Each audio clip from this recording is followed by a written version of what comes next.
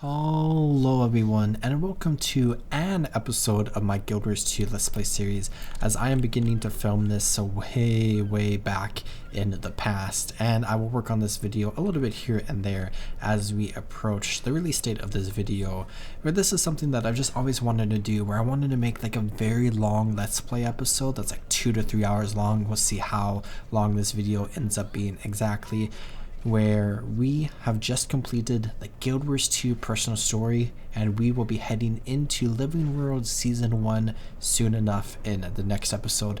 And I just wanted to take some time to continue playing across Tyria and basically just ignore any like specific major goals of like doing story missions specifically or doing map completion specifically.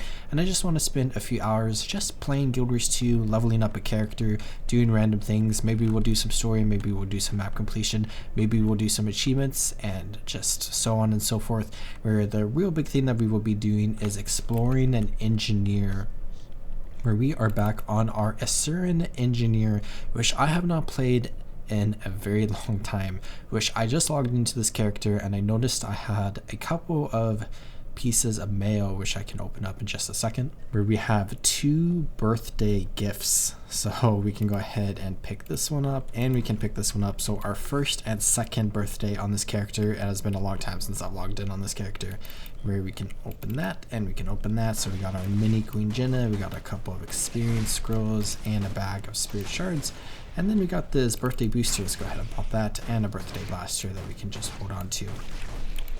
Where I'm currently in Darn Fields, and we can go ahead and begin doing random stuff around here, and then now see about going to different places around the world.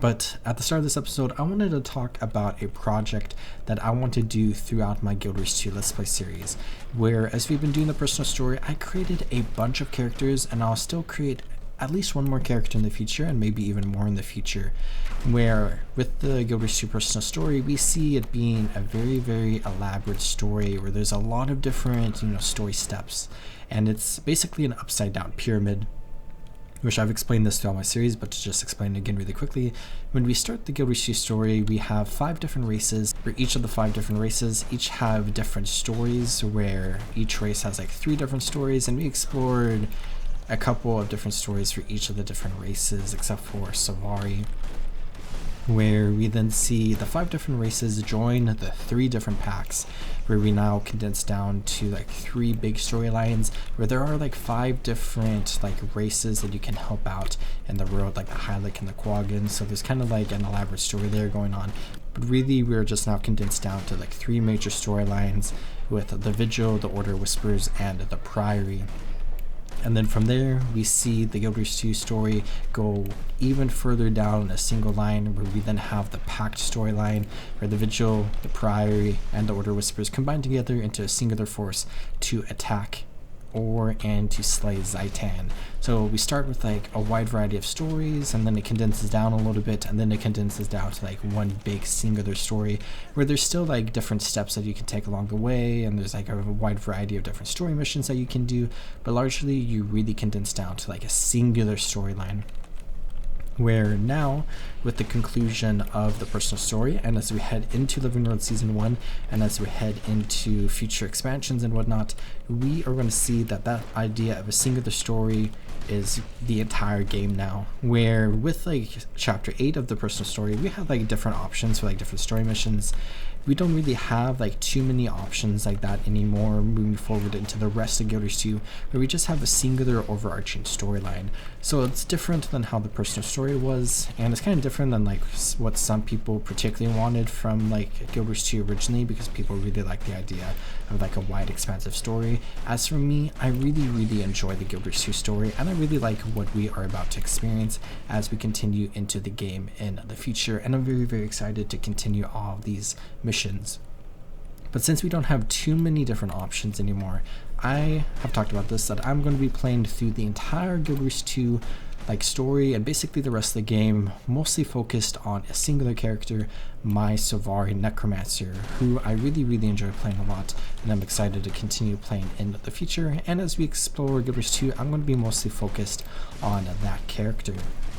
But we have all these other characters that I have made for like the personal story part of Guild Wars 2 that I've explored on a variety of different episodes throughout the last like 100 or so episodes of the series, whatever episode we're currently on. And I'm going to continue playing those characters in some capacity, where my Savari Necromancer is my main character and is going to be our mainstay character throughout all of Guild Wars 2. I have a wide roster of other characters that I can select from to explore into the future. So my Savari is going to be my main character, and I think I'm going to have like a second main character basically of my human guardian. One part because he is my oldest character on this account, so it'll be nice to have that character specifically going all the time so we can get like our birthday gifts when they pop up in the future, and just because, you know, he was my first character in the series. Additionally, Guardian is my favorite profession in all of Guild Wars 2, so I would definitely love to highlight Guardian here and there throughout the entirety of my adventures in Guild Wars 2, while also highlighting the Savari through my Necromancer character, where the Savari is my favorite race. So we'll just have those two characters basically be like constants in my series, my Savari Necromancer being the main constant. Which leaves us with all of the other characters that I currently have and that I may create in the future, which can bring us to this Asuran Engineer, which we are playing right now, where this comes to my idea that I had, which I think is actually like a really interesting idea, and I'm very excited to explore it moving forward, and maybe I'll change things up at some point. But with the entire story and the entire game moving forward, we can come into our story journal here, and I'm going to minimize my story, and we can see all of these different tabs here: Living World Season 1, Season 2, Heart of Thorns, Season 3, Path of Fire, Season 4, Icebreed Saga, Into Dragons, Soto, Janthri Wilds, and probably so on and so forth, where we can categorize these story like chapters and seasons and expansions, each in their own individual category. And there are different ways that you could combine them together. For example, you know, we have Vanilla Guild Wars 2, which is my story, Season 1, Season 2, which you can see is all gray right here. But then we have the Heart of Thorns expansion, which is Heart of Thorns in Season 3, and then we have the Path of Fire expansion, which is Path of Fire Season 4, and the Icebreed Saga are all Path of Fire technically. And then these three expansions are very standalone, but we can also see Living World Season 1, Season 2, and Heart of Thorns are connected together in like a very big way, where Season 3 is connected to Heart of Thorns. It is Heart of Thorns content, but it feels more connected to Path of Fire to me. Let's go ahead and kill this hero challenge, telling us to stop. Let's not stop. Whereas we play through the story of Guild Wars 2, we are going to be playing through all of these on my Savari Necromancer, and I'll also highlight my Human Guardian here and there as we do stuff. But for each individual section that I'm going to list out, I want to play a different character, and I want to play that character a lot through each section as I play through it, and I want to really dedicate that character to each like era of Guild Wars 2 that I want to select here. And I'm going to like spend a lot of time exploring like those zones on like that character, or some time exploring the zones on that character. And I really want to explore like some elite specializations. I know for like the first couple I'll look towards the future as well, but I'm not going to spend a ton of time looking at like every type of skill that is ever available for every specialization and profession in Guild Wars 2. Especially since once we complete a certain area, there's going to be more that come out in future areas as the game updates in the future, which we'll constantly look at that with our Necromancer and our Guardian, but not so much on all of my other characters as well. But I want to spend a lot of time completing some like bonus side missions during each of those eras, and I really want to unlock some gear specifically for the character that I'm playing on.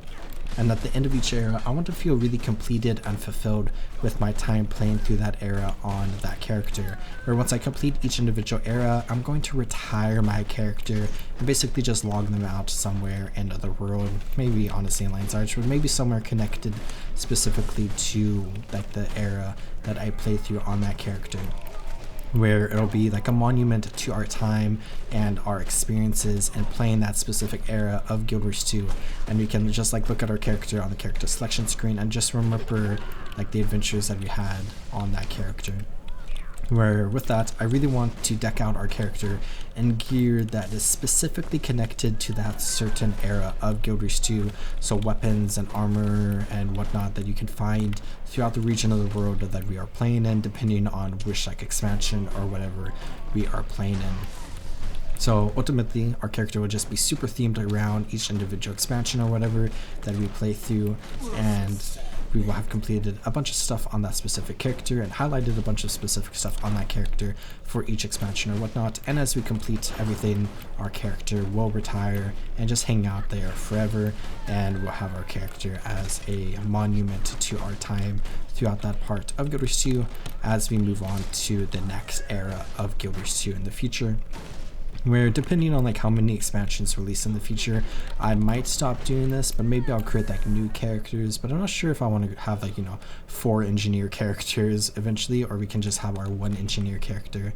And once we get through like all of the classes and like characters that I have right now specifically, we might just call that adventure in Guild Wars 2 completed, and we will purely focus on Guild Wars 2 moving forward on our Guardian and our Necromancer, just depending on like how many characters I eventually want to create and how many characters that I want to play on. Where with future expansions, there's the potential that we might see like a new profession introduced to the game, though very unlikely, and there's a slightly higher chance, albeit still nearly a 0% chance, that we might see like a new race introduced to the game, where in that case I will be creating a new character and we can go ahead and kind of just do this again through that specific era of Guild Wars 2. Where now the eras specifically, well, there's a lot of different ways, as I was explaining earlier, that we could categorize Guild Wars 2's like stories and expansions and whatnot together, where we see one way already kind of done for us in our story journal where it's color coded, so we could do like the personal story in season 1 and season 2 together as one. But I think I really want to have the personal story as its own era, which is the first part of our adventures here in Guild Wars 2, where I'm introducing all of the different characters, or most of the different characters that we will play throughout the rest of my Guild Wars 2 Let's Play series, where I want to go ahead and begin our next era of Guild Wars 2 with Living World Season 1. So I'll explore a bunch of stuff in Living World Season 1 on a specific character, where I would also lump into that Season 2 and Heart of Thorns. So we are kind of entering like the next big area where I will spend a lot of time on a specific character, just exploring stuff from Season 1, Season 2, and Heart of Thorns all together, and we can explore a bunch of stuff all related to that. So we have like 3 major pieces of like content updates just lumped together into one character that I want to explore on, alongside my Guardian and my Necromancer. So that will be one character. And then next I want to do Season 3, Path of Fire, and Season 4 all as one character, where I will explore a bunch of stuff in these pieces of Guild Wars 2 content on a different character, because our first character will be retired now. And I will go ahead and just, unlock a bunch of achievements and gear, and we can deck out our character and stuff from Season 3, Path of Fire, and Season 4, especially Path of Fire and Season 4. Where if you're someone who understands Guild Wars 2's story, you might understand why exactly I wanted to lump these 3 together and these 3 together, because they really go hand in hand. Even though they are from like 3 different expansions technically, they just all feel very connected in those 2 distinct groups. So that will be 2 characters. And then from there, it becomes a lot more simple, where I just want to take every single thing here as an individual character. So we'll spend a lot of time on our first 2 characters, really exploring those characters and doing a lot of stuff. And then as we get to the Iceberg Saga, I will go ahead and do less on each individual character. So we'll have like a little bit of less time spent on those characters, which maybe is a little unfortunate for them compared to the first 2 characters that we explore. But I will spend 1 character going through the Iceberg Saga, which is technically like Path of Fire content, but it is its very own distinct story. And then from there, into Dragons, Secrets of the Obscure, Gently Wilds will all be through each individual character. So we have 1, 2, 3, 4, 5, 6 characters currently, and that is actually the amount of characters that we have right now outside of our human Guardian and our Savari Necromancer. But as I said, we will create at least 1 more character in the future, which you probably know why if you understand Guild Wars 2. And with future expansions releasing in the future, we can go ahead and spend some more time on some other characters that I create, at least the one more character as I've said, and one more expansion after Gen 3 Wilds, and then we'll see if I end up creating more characters in the future depending on like Guild Wars 2's updates, and if I happen to want to create like another character. But Living World Season 3, Path of Fire Season 4, as well as Ice Saga, and these 3 expansions are all stuff that we could look at in the long future, where we are now entering the first big era that I want to explore outside of the personal story, with Living World Season 1, Season 2, and Heart of Thorns, which we will begin next episode on my Savar Necromancer. And just to reiterate, once again, I will play my Human Guardian a little bit here and there throughout these episodes, and I will be playing my first character who I will retire once we complete the Heart of Thorns story, and I'll have like a special episode related to that. But which character do I want to play through in Season 1, Season 2, and Heart of Thorns? Well, you probably guessed it. Maybe you didn't, but you probably guessed it, where I want to play my Asuran Engineer, who we are currently playing right now, so that's kind of obvious. But I want to play through those pieces of Guild Wars 2 on this character, and there are a couple of reasons why I picked this character specifically for that. And one part of that is because it fits very well with what we are about to play through, and another part is nostalgia. So what we are about to play through, not to really spoil anything, but there are going to be a lot of storylines related to engineers, and there are going to be a lot of storylines related to a specific specialization that we are going to unlock with Heart of Thorns that we're going to play through a lot. And I'll highlight the other 2 specializations as well. But I really want to focus on the first one, where there's a lot of themes and vibes that are really connected to that specialization that I think is going to be really fun to kind of like create a character around and decorate a character around with what we're going to be playing through and like some of the stuff that we are going to unlock. But then the other part is nostalgia, where for anyone who doesn't know, my first ever Guild Wars 2 character who I no longer have, and I asked ArenaNet if there was like any way to get this character back, and they said no. So technically my oldest Guild Wars 2 character does not exist anymore, where I created 2 characters on day one like 2 hours after I created my first character, who I still have, so that character is my oldest character on my account and is from the same day, but is 2 hours younger than my other one, which is kind of unfortunate. But that character was a human engineer who I played through the vigil on, and just to double check, I think we're Order of Whispers. We can see here we are actually a member of the vigil. We joined the vigil on that character, so that's actually even more fitting. But the first character that I played through Guild Wars 2 with is an engineer, and I only got to like level 40 on that character, and then I had like a really old computer where specific zones just straight up would not load for me. That included the Queensdale, Divinity's Reach, included Ascalonian Catacombs, and by extension Caucasus Manor, I think, and included Legacy of the Full Fire, as well as the Battle of Kylo. Like those zones / PvP arenas just would not load on my computer, so whenever I tried to like log into that character, my game would just completely disconnect, which means if I had a character that entered Queensdale, that character was just stuck there forever and there's nothing that I could do. So I fixed it by deleting the character, and I did that with like a few other characters as well when I accidentally entered some of those zones, where that like bug or issue with my computer started like after I began playing Guild Wars 2. So I like created a human character and explored through Queensdale and whatnot. Oh, one of the zones was actually Cursed Shore, and I could not complete the Guild Wars 2 personal story until like a year later when I got a better computer. But I actually went to a friend's house and played Guild Wars 2 on their computer in order to complete the personal story. And I think I told the story, but I was just playing through the Cursed Shore on my way to complete that story step, and somebody was quitting Guild Wars 2, and they're like, I'm giving away gold to whoever wants some gold since I'm quitting. And I'm like, sure, I'll take some gold. And then I asked them if they just wanted to give me the rest of their gold so they didn't have to worry about having to give it all away to different people.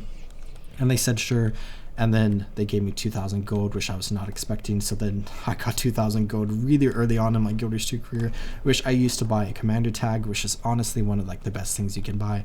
And I also bought my guild leader at the time a commander tag as well, plus the purple commander tag. You used to have to buy them individually, so that was like an extra 100 gold. And then I think I finished like my legendary weapon and some other stuff with that gold, which is fun. But anyways, my first character in Guild Wars 2 was an engineer character, which I did only play until like level 40, which I think I said. So I didn't really play through, you know, Heart of Thorns on that engineer character, though I do have engineers now, of course, which I have played through Heart of Thorns on, so that's like, you know, kind of fun. But that original character that I played was an engineer, so I think having an engineer for our first character in this little like project of mine that I want to do throughout my Guild Wars 2 adventures is really fitting, just because an engineer was my first character.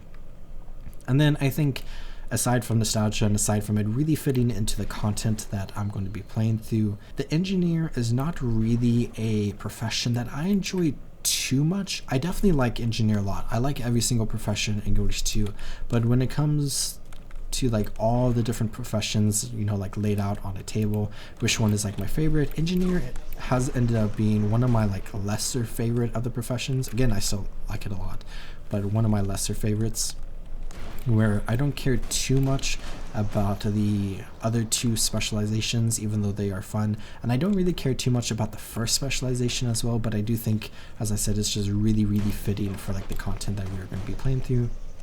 And of course, it'll be a little bit of a spoiler, but I'll highlight the other two specializations as well, maybe in PvP, where I have played a lot of engineer in PvP. Well, not a lot of, I haven't played too much PvP, but comparatively, compared to like warriors and mesmers and whatnot, I've played quite a bit of engineer. But that was a lot of rambling, and I would try to summarize the last 20 or so minutes down into a concise thought. And it's basically, I will be playing through Guild Wars 2 mostly on a Savari Necromancer, and I will be highlighting my Human Guardian as we do so. And then I want to take specific parts of Guild Wars 2, where we started with a personal story where I introduced all these characters, and I want to take Season 1, Season 2 Heart of Thorns as a grouping, Season 3 Path of Fire, Season 4 as a grouping, and then each individual one as its own unique thing moving forward in the future as its own grouping. And within each grouping, I want to take one of the characters that I have already created or will potentially create in the future and just really focus on that character as we play through each era of Guild Wars 2, and we'll deck out our character in gear from that era, and we'll just complete a bunch of stuff in that specific era or expansion on this character just to highlight this character. And at the end of each era, we will retire that character from my roster, where I won't delete the character, but they'll be locked out somewhere, basically permanently. I might log in for like birthday gifts every now and then, but we will call our adventures on that character completed forever. Where I think this is a good way to highlight basically a lot of different stuff in Guild Wars 2 while really focused on like some of the stuff that I really want to focus on as well. And we can go ahead and just talk about a lot of the more intricate details of Guild Wars 2 as we play through some of the bigger stuff as well, where I'm not going to highlight every single tiny thing in Guild Wars 2, but I definitely want to try to highlight as much as I can as we approach episode 1000 of this Guild Wars 2 Let's Play series, and more in the future if time and my life permits, I suppose. So when it comes to this character specifically, just to reiterate once again, I think I've said this like 7 times now, I'll be playing through Season 1, Season 2, and Heart of Thorns on this character, where the first step in our adventures here is going to be to reach level 80, where we are currently level 54, where I started this episode at level 53, and I had just completed chapter 5 of the personal story on this character, which I think we explored the Heilig, Helping Hands. Yes, we went and helped out the Heilig, which makes a lot of sense for an engineer character. But I talked about this when we were doing it, because the Heilig are alchemists, and engineers are also alchemists, so that feels very fitting. Where when it comes to completing story steps specifically, I might complete the Battle of Claw Island because we get like a Black Lion chest key, which I've been hoarding for the future, which I want to open a bunch of chests in the future at some point. But we do need to get to level 80 because I'm probably going to do a bunch of Season 1 story missions on this character, and then when we get to Season 2 and Heart of Thorns, I'll probably do like less and less, and I want to explore more like open world things and some like other pieces of the game. But something that I'll talk about is with season 1, there are a lot of achievements that are actually really worthwhile to complete, and I want to try to complete the specific ones that I want to go for. So I'll probably use this character to complete some of those achievements, and in order to do that we have to go through the story, and I have to be level 80 in order to do that. So the first step is reaching level 80. And when we look at Guild Wars 2 as a game, leveling in this game is very, very interesting, because ultimately it is incredibly easy to do, and it is very open-ended, where there is a lot of different stuff you can do in this game.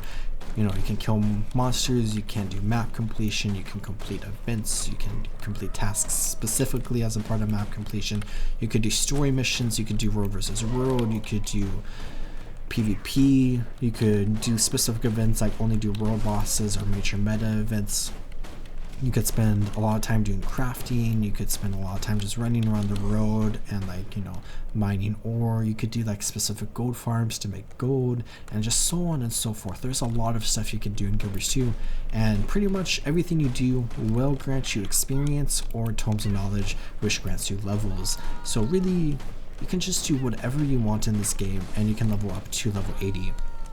Now, at the end of the day, specific things are going to provide you with more experience than others. So doing like a very optimized, you know, like route through the world where you complete specific events and tasks and whatnot and kill specific mobs is going to be, you know, a faster way to level than just running around and mining a bunch of copper veins.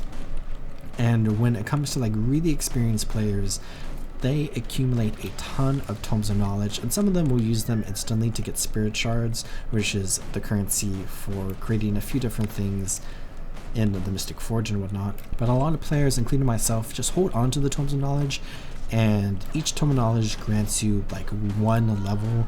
And I think currently, without really specifically like saving them for anything, I use them pretty frequently.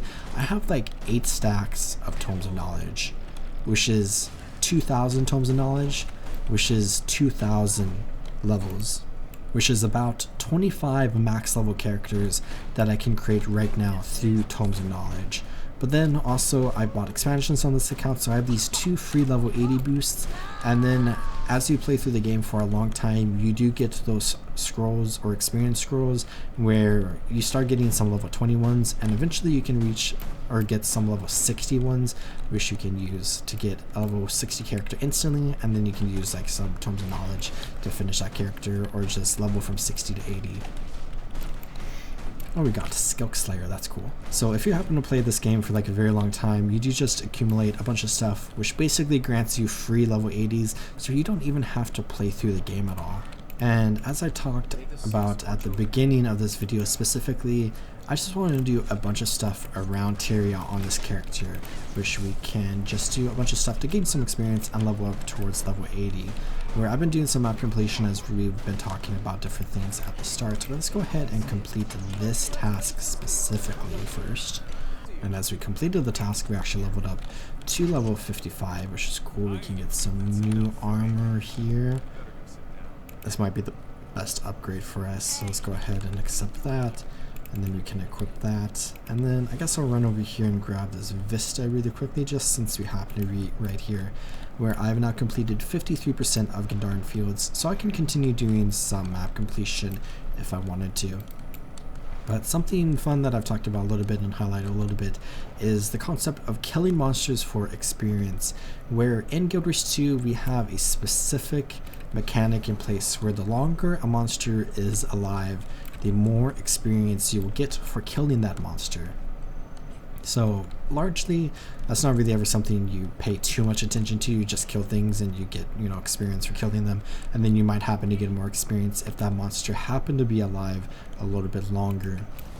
But something we can consider are areas in Guild Wars 2 that we can think of where there might be monsters that don't die. So we are basically specifically thinking about areas where a lot of players don't go through, there's not too many events, there's not any tasks really, and where there might be some yellow monsters instead of red monsters, because red monsters attack players on sight if you get like too close to them.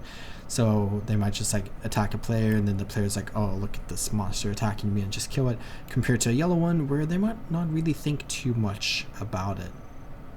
So there are a lot of different areas we could potentially go to. Let's come up here for a moment maybe. I suppose Fields of Ruin is a very nostalgic zone for our engineer to be playing through, because this is the last zone that I was exploring before I deleted my human engineer character, before I got stuck and before I was being stupid and before there was like birthday gifts and whatnot. Where, oh, I love that helicopter model. I always forget about this model existing. Where there are other types of helicopters we can see in Guild Wars 2.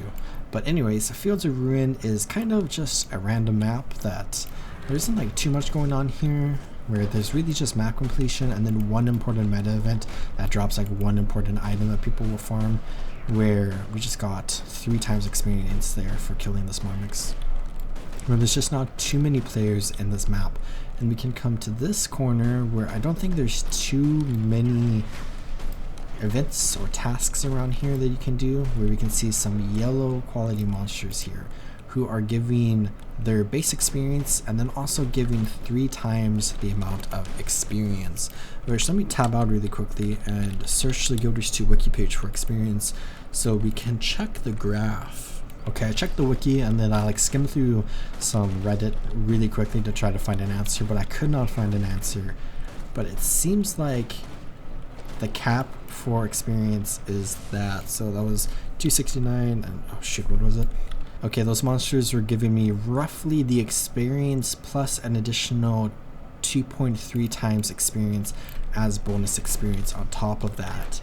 So I'm not sure what exactly the cap is. Maybe it's like 2.5 times, maybe it's 3 times, but it can definitely increase a lot. And maybe it is just that time, like whatever that percentage is, where we can see this Marmix just spawned and this Marmix I just killed, where when we kill this Marmix we do not get the bonus experience just because it just spawned, where when we kill this one over here who has been a while for a long time, we can go ahead and get that bonus experience again, which is, never mind, this one just spawned.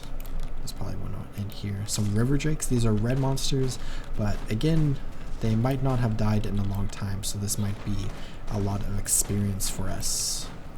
So it wasn't too much, it was like less than twice the amount of normal experience, but still, you know, a decent amount of bonus experience for us. Where that one was like almost 2.5 times again, so it seems to be roughly, maybe that's what it caps out at, but I can't be 100% sure. Some breeze riders here. I think we need to kill like one more for an achievement, so let's go ahead and kill them. I can't remember exactly. It was not one more because we killed those 2. It was 82 more, so we still have a ways to go for the Wind Rider achievement, where ultimately we need 980 more for that achievement, which we could farm a bunch of these monsters just to gain some experience, and we can get that achievement along the way. There's a good amount of experience there and another good amount. So these drakes specifically, kind of in like a random corner of the map, have not been killed in a long time and do grant some experience. And ultimately this is definitely slower than like an optimal route through the game, or just playing like your main character and just passively accumulating some tomes of knowledge over time. But you know, it's still a decent amount of experience, and it's kind of a fun and unique thing that you can do. Something else we can do is come into our LFG panel, where we have all of these different categories here for all the different eras of Guild Wars 2. But we could look at Central Tyria stuff, and we can see that this person is giving their home instance for people to farm, and this one as well, homestead specifically. So, you know, we could go farm those and get some experience, but we could also look at squads here, where this is from the Rune Road Season 2. This is a jumping puzzle. This is, I have no idea, maybe they're doing a meta, and some other jumping puzzles, and this person's trying to farm an event and another jumping puzzle. So we could go do one of those things if we wanted. Living Road, I don't think this category is ever used, but we do have world bosses here, where there is a world boss train that we can do, and Tequatl is also spawning. But A lot of people are probably going to be doing Tequatl right now in 6 minutes, but there's another world boss spawning in 6 minutes, which I don't believe I have done on any of my characters yet, so maybe we'll go check that out. And it looks like this group might be doing that, so let's go ahead and leave Fields of Ruin, and we have to come down here to Bloodtide Coast, which I've been to on this character, which I have done the Jungle Worm on this character actually, that's why I've been here. Plus I've done some map completion in one of my episodes. I suppose I should also pop this experience booster on top of our birthday booster. That probably would have been nice to have at the start, but now we can get even more experience from kills, and we just unlock this area, so we got some experience from that. Let's kill this abomination. We got that waypoint, so that's some experience for us, and just everything we do grants us a little bit of experience here and there. Where this boss is going to spawn in about 5 minutes, where it's actually an event chain, so there's quite a bit to do here in order to like get to the boss specifically. Where we have this entire pirate area here with some map completion objectives around here, so I guess we can just spend some time getting some more experience, plus we'll want some hero points in the future as well. But this entire pirate area here is really cool, and this event chain that runs through here is really cool with the final boss, where we have the Covington Pirates, who are named after the boss we are about to fight. Where this is like a big world boss, but ultimately the enemy we are fighting is kind of just like a, you know, a very powerful pirate, but at the end of the day just a pirate, which is a really cool vibe. But it feels like very interesting to compare this on the same level as something like the Shadow Behemoth, which is a massive creature coming from like another dimension basically. I love all these areas with all the quaggins and whatnot. Brickily, such a cute little area. And I think that is everything on or around this island specifically, which means let's go ahead and wait for this boss fight to begin. And if we come up here, I think we're going to get a nice view of the event beginning. Defend the cannons, or Taidha will have our eyes. You heard the woman. To the defenses now, you lazy scum! You'll regret crossing the Hydra Queen when birds are eating your bones clean. Where this is really cool. So we have this massive pirate compound here, just full of pirates, and now we have the Lion Guard attacking in order to attack Taidha Covington's defenses, who is the Pirate Queen, also known as the Hydra Queen. She's built like kind of a reputation and a nickname for herself amongst the pirates, where she's just a very high level threat and a very dangerous enemy that the Lion Guard and the Lion's Arch in general want eliminated. Where this is kind of some pirate on pirate action, where we have this massive pirate base here that's kind of full of like some ships and whatnot in order to form the base, kind of similar to old Lion's Arch, where we have this big Lion's Arch galleon that has sailed in and is going to be laying siege. We can see they're firing some cannons there, where we are going to go ahead and deal with the defenses on the outside and break through the gate.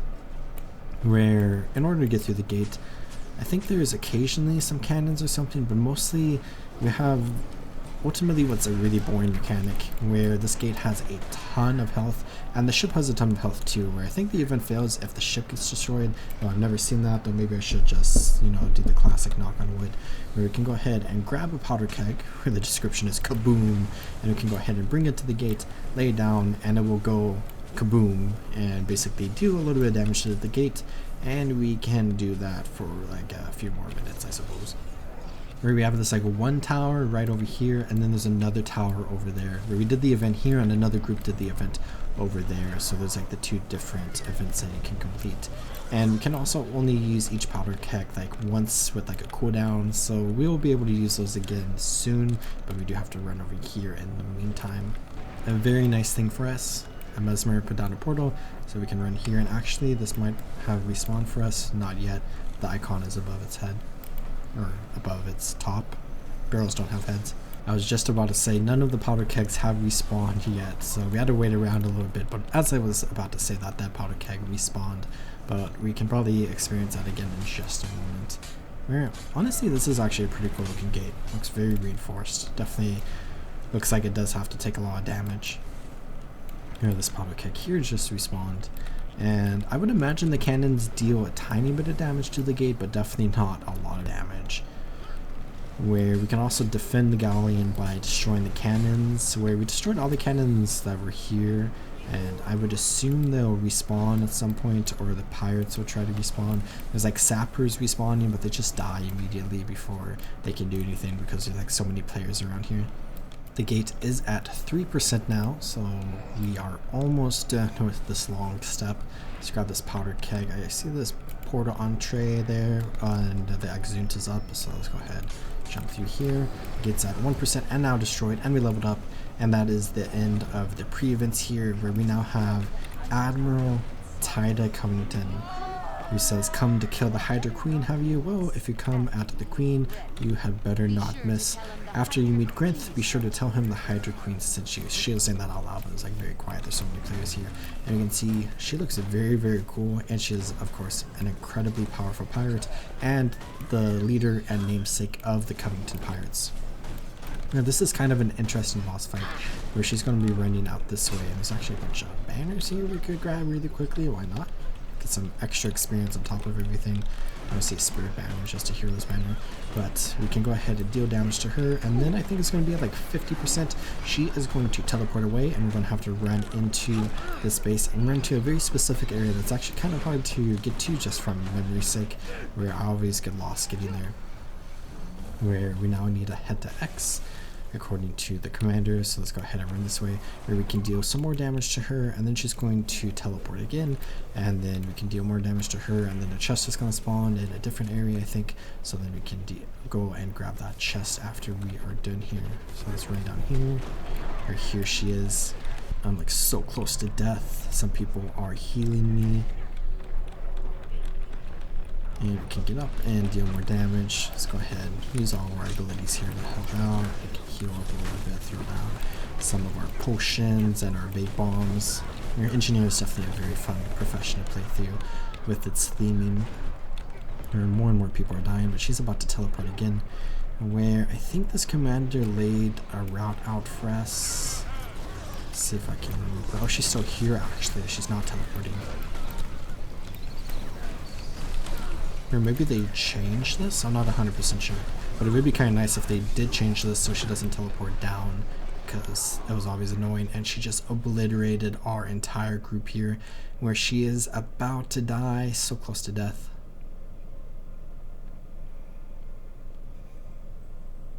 And she says, "Grinth, I'm coming to meet you." And we got the achievement, kill the Hydra Queen, find and defeat the Hydra Queen. So that's 10 achievement points, plus we got some different loot here. So we can get the treasure, and we got a bunch of rare items, which is nice. And we are now very, very close to level 57, and we can continue doing more world bosses, where the next one's going to be Swanee or Shaman Chief, but I think I'm going to leave that as that for now. Where now I can do a bunch of stuff to progress towards level 80, and we will continue doing some of that. But I think I'm going to spend some time off camera, and I'll level up to level 60 and maybe a little bit further, and then I'll complete chapter 6 of the personal story, because I really want to do that on this character just to get the extra key there. And I'll consider doing more in the future, but maybe I won't do more, maybe I will. We'll just see how I feel when we get to each individual thing. But I'll go do that, and then we can continue with our adventures throughout Tyria on our Asuran Engineer.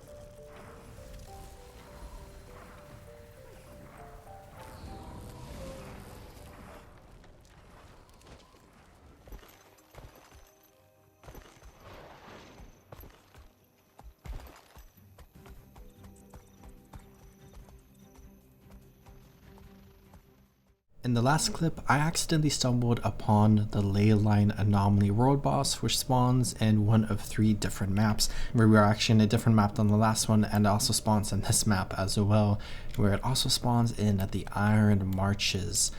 And that is a world boss that is connected to some stories that goes on during Living World Season 3, which was like 2015-2016 if I recall correctly.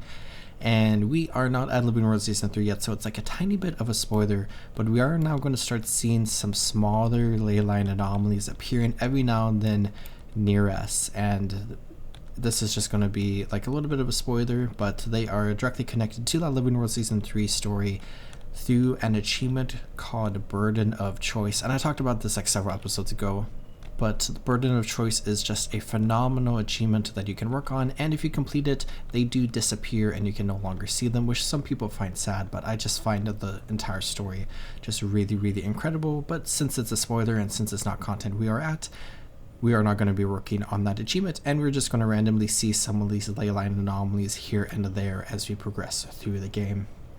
Which I was working on my story, and I thought I would go ahead and do a story mission that I have not done in any of my episodes before, where we have our mission here with the Vigil, where we are about to retake Fort Trinity as we form the pact, but we have the option to go recruit 2 different people, where we went and recruited the 2 Char in the Iron Marches on my Human Guardian character, and I'm here on my Asuran Engineer, and I thought I would go ahead and recruit Fibhar. So let's go ahead and just take some time to do some classic Chapter 6 story, which we have been outside of Chapter 6 for a very long time, and that is a very cool concept art. Tournament champions. No doubt Fibhar will be here, telling tales of his glory. Traherne with us. I dreamed of Or as Kaith did, but where she saw a dragon to fight, I saw a land to heal. And a very fun Daliak right here called Potato, plus a pin of Daliaks over there. And we are in Timberline Falls. Had a tangible target. I barely knew where to begin. And I believe we've had this chat with Traherne before. What happened next, Fibhar? Did you slay them all? Well, I may have been outnumbered 20 to 1. They were merely griffins. I locked eyes with the biggest one. Then I charged. Battle cries, beaks, feathers everywhere. In the end, the mighty Griffin King bowed before my strength. And I set him free. Amazing. Simply amazing. Simply Come to hear amazing. tales of my great exploits? Yes. Yes, we have. Oh ho! You're from the Vigil. Finally decided to come pay respect to the victorific Fibhar Yosin? I'm here on behalf of General Soulkeeper. Lion's Arch is in danger, and the Vigil is readying soldiers. You do realize victorific isn't a word, right? Defend Lion's Arch? A noble cause. Still, sounds like I'd be just one sword among many. Sorry, not my style. And it is a word if I say it's a word. Your tournament conquests are second only to your fame as a gambler, Fibhar. I propose a wager. My companion and I versus the rest of you. Ha! Do you realize you're facing an encampment of tournament champions? You're victorifically insane! If we win, you and your companions join us to defend Lion's Arch. And if you win, If I win, you two have to carry my pet Doliak to the encampment. He can't make it up that steep hill. Prepare yourselves for the challenge! I would love to see Traherne and a small little Asuran carry Potato up here. To fight the great Fibhar. Gather round. And now we have a big Carry fight. out this wager in true tournament style. Challengers, prepare yourselves. First in the ring, a dangerous beauty whose eyes are as keen as her arrows. Famka the Fair, don't turn your back on her partner. Yurt Bladeboard. 2 daggers, 1 kill. Ready? Bring the thunder! Okay, so we have a 2v2 fight here. Let's go ahead and just bring down all of our turrets. We rooted Fomka here. Did get knocked back. We can knock them back ourselves. And ultimately this shouldn't be too big of a challenge because, as I've mentioned here and there, the personal story is a pretty easy story to complete. I have also, at the time of recording this, unlocked the Wizard's Vault very recently as I reached level 80 for the first time, so I can go ahead and work on some of that stuff, which is fun. There we go. Top-notch fighting. Our challengers survived the first round. Second round, twice as tough. Here's a Norn so big he blots out the sun. Here, Dark Mountain. His lovely wife, Esmet Ravenswhisper, is no stranger to the darkness. Watch out! Their daughter is following in the family tradition with magic of her own. Welcome, young Ayla. Everyone prepared? All right. Bring the thunder! 3 enemies to fight now. A family, which is actually very fun.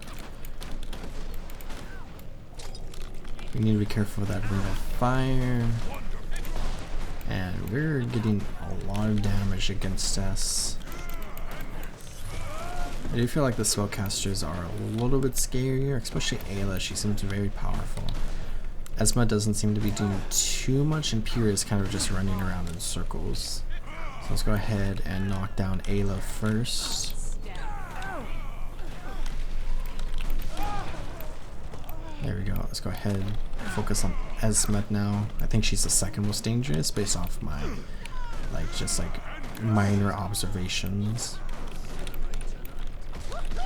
Orbital Blast should take her down close to 25% health. And now we have a pure Dark Mountain. Let's go ahead and deal with this Guardian or Warrior. Probably a Warrior. Seems to be a Warrior using Warrior skills. Knock him down. Let's root him there. Let's heal up for a second. Throw down some bombs. And throw down our big bomb as well. And that should finish him off. It's a little overkill. We have beaten the second challenge.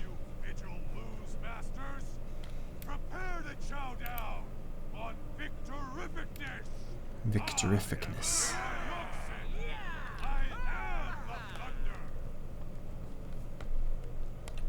So Traherne and I are doing pretty well, and he bows.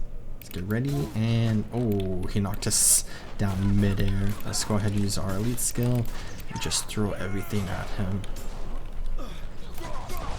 There we go. A double knockdown there. Let's plant some bombs.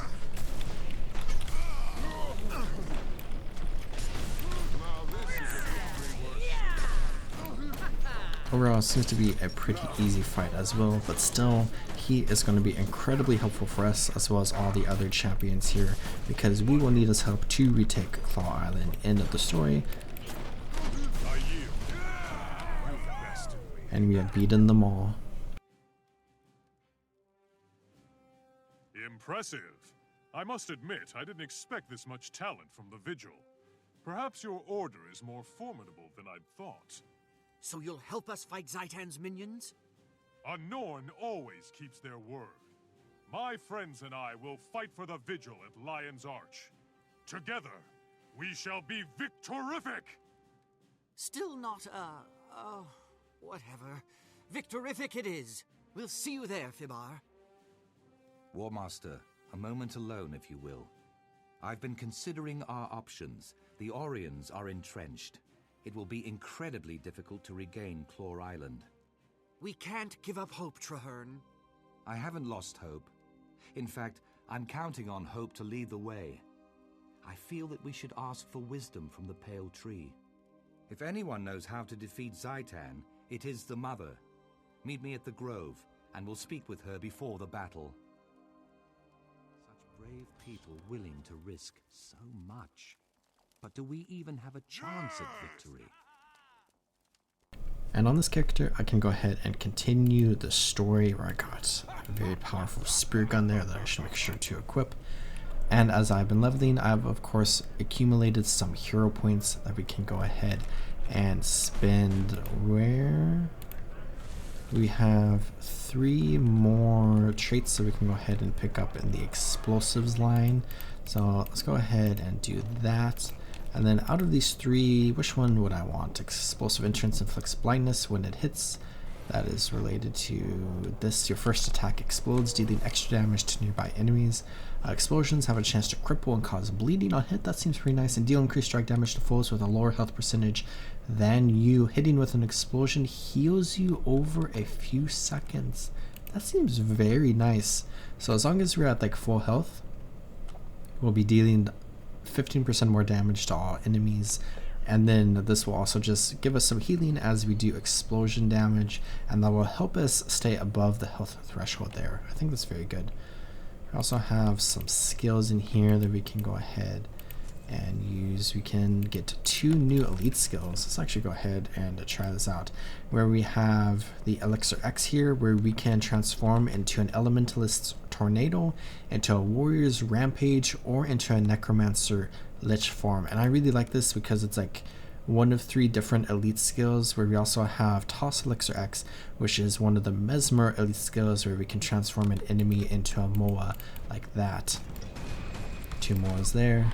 And then the stag is like pretty easy to fight since it was a Moa, but you know, the stag's already pretty easy to fight. You typically want to use that against like a more dangerous enemy, like that Jotun right over there, which we can go ahead and use Elixir X. And this is kind of like mini gambling in a way, where we can hope for one of the 3, and all 3 are decently powerful. Let's see what we get. We got the Tornado, so let's go ahead and attack the Jotun, and this deals a ton of damage, and we still get some of our special like engineer stuff with it as well. We can move swiftly in a direction. That's very fun. I forgot how powerful the Tornado is. But Lich form is also really fun, and I think Rampage is like not that great. I don't entirely remember. I don't use Rampage too often. But we have also unlocked the Mortar Kit, so we can go ahead and equip this, where we get an Orbital Strike that we can go ahead and call down on our enemy. Let's go ahead and use it there, similar to our Orbital Strike that we have from our trait line. Let's go ahead and just blow up this dredge. So we can have 2 of them now, and then we can explore the Mortar Kit itself, where this is a very long range weapon, similar to the Ranger Longbow, where the range is 1500 units, and we have like a basic attack that does vulnerability, some poison, and vulnerability. It looks like the vulnerability is actually from our trait, which is fun. We have a chill here, a blindness, and then a healing, so this is nice to help heal us. And then we can attack this dredge all the way from over here, potentially, if I can actually hit. There we go. It was kind of like being blocked by the side of the building there, but as he wanders this way, you can go ahead and just slowly back up, and he can't even get in range of us to attack us, except he is now. And I went a little too far away. Okay, this isn't going as well as I thought it would. Let's try that again. I kept missing, and then he started running away, but there's a nice kill for us. We have another dredge coming out this way. Can try to fire over the hill potentially. There we go. Let's go ahead, slow him down. We can dodge that and just back up here. And this is kind of just like a nice item to use for kiting, and it's also nice in like road versus road, because you can attack a lot of people from very far away, and it's like very nice to use to just tag a bunch of enemies. But we also have more trait lines that we can go ahead and look at. So we have this like firearms trait line, where this is like a very like a good trait line to have if you want to deal like more damage. We have some like might options and some critical strike options, and we even have some condition damage options in here as well, where we can like make bleed have a longer duration, and we can deal with just increased strike damage depending on how many conditions the enemy has. So it's kind of combining like those 2 elements together of like power DPS and condition DPS. Let's just learn this entire thing, and then we can throw it right here. Firearms, we can gain condition damage, might, or increase critical hit chance when enemies are within the range threshold, and I tend to be like right up against enemies, so that seems pretty good. Can gain might or increase condition damage, or we can gain fury when we deal critical hits within the range threshold. Let's go ahead and go with that one. Gain minus stability when wielding a flamethrower. That might be nice. Deal increased strike damage for each condition on a foe, or burning lasts longer and critical hits inflict burning. That might be nice. Maybe we could go with the Juggernaut and we can combine that with our like being close to enemies, and then we can use a flamethrower just to deal like a ton of damage. And then this is also like partially like a condition heavy idea, since we can just like apply a ton of fire, and then we also apply a ton of bleeding to our enemies as well. We cannot put in a third trade line, but we could look at another one like alchemy here, where I really like the idea of engineers because they take in a lot of like different concepts of like tinkering and like alchemy and like using tools and explosions and stuff, and I think it's like a really fun like class fantasy that is available with this profession. Where I also really like the concept of like healing engineers, which engineers tend to be one of my favorite like healers. Like for me personally to play, they're not necessarily like always the best healer in the game, but I always find them like thematically and like mechanically very fun to play. Come on, this entire alchemy tree here, and then we could begin learning like this inventions tree, where we have some more like defensive options here and some like more healing options compared to the other ones. Alchemy is like more like condition damage oriented, but there are like some healing options in there, because if you look at this, whenever we put on a kit we gain like a special little bonus, and then we also gain swiftness ourselves, which is fun. And then just some more options here which you can pick, and I really do enjoy like build crafting in Guild Wars 2, though I often do just like pick up builds that other people have created because other people are much better at creating builds than myself. But it is fun to mess around every now and then, and maybe I'll mess around with some build crafting in the future. But now I want to transition to another area of Guild Wars 2, and I want to head to the stronghold of Ebonhawke, where I've apparently completed some stuff on this character here. I don't entirely remember everything I've ever done, but it is nice to see kind of like the progress I made on my different characters whenever I'm playing on that character. But inside the stronghold of Ebonhawke, we have a very special achievement that we can work towards, where we have the founding that we can search for, or is that not what it's called? Let's type in can I type correctly? Ebonhawke, nope, that's a future achievement. It's called Speedy Reader, there we go. So we have this achievement here where we can read the complete history of the founding of Ebonhawke in one day, where reset is in 1 hour and 31 minutes, so this is more than enough time for us. And all around Ebonhawke are 20 different books that we can find, and I'm going to try to find them in order. So let's go ahead and come this way. You can of course type /wiki speedy reader in order to look up this wiki page just from in-game, or you can just manually go into your browser and type in speedy reader in the wiki in order to find a guide that will take you all around Ebonhawke, where 1 through 5 is inside this inn, which I love a lot. And we have the founding, Volume 1, the recall. A messenger from Ascalon arrived today, bringing the first word from home since the Vanguard were tasked with slowing the Char offensive years ago. The Vanguard's deeds reached the ears of the keen. The forces have been recalled. There's a quiet relief that can be felt throughout the unit. Their long, hard-fought struggle is coming to an end. Away from the troops, Captain Gwyn Thackeray seems concerned, an unspoken question on her lips. Though Ascalon is telling them to return, is their mission really complete with Char still nearby? The troops leave a skeleton force to protect the Eye of the North as they set out in the black of night on their return journey. The captain won't let the Char know that we've all but abandoned the North. Let's run up the stairs.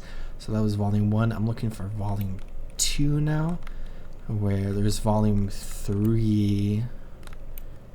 Here's Volume 2. Return to Ascalon. The fanfare upon returning to the ruined city of Ascalon was indescribable. The Vanguard had accomplished something the troops here in Ascalon have only dreamed of. Victory against the Char in their own lands. Keen Adelburn's speech commemorating the efforts of Captain Gwyn Thackeray and the Vanguard moved both civilians and soldiers alike.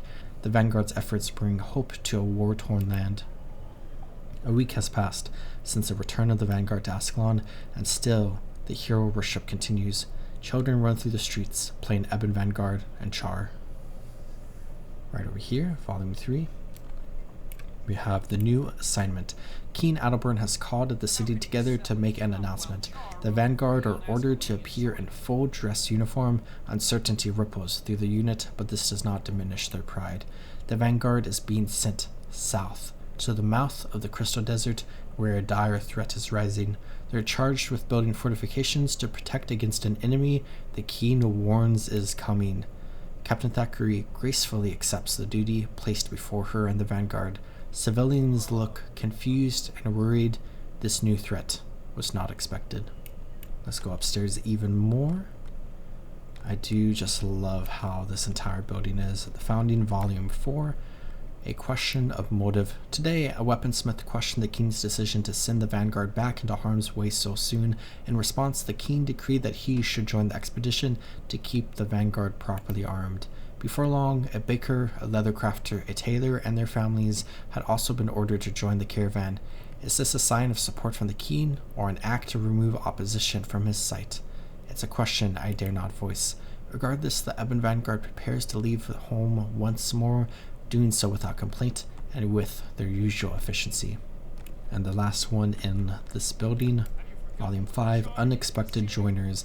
The day the vanguard left Ascalon, that second time, was sad but proud. Civilians lined the streets to honor these heroes from the north. At the city gates, dozens of civilians from various trades met the unit to unexpectedly join them on their journey.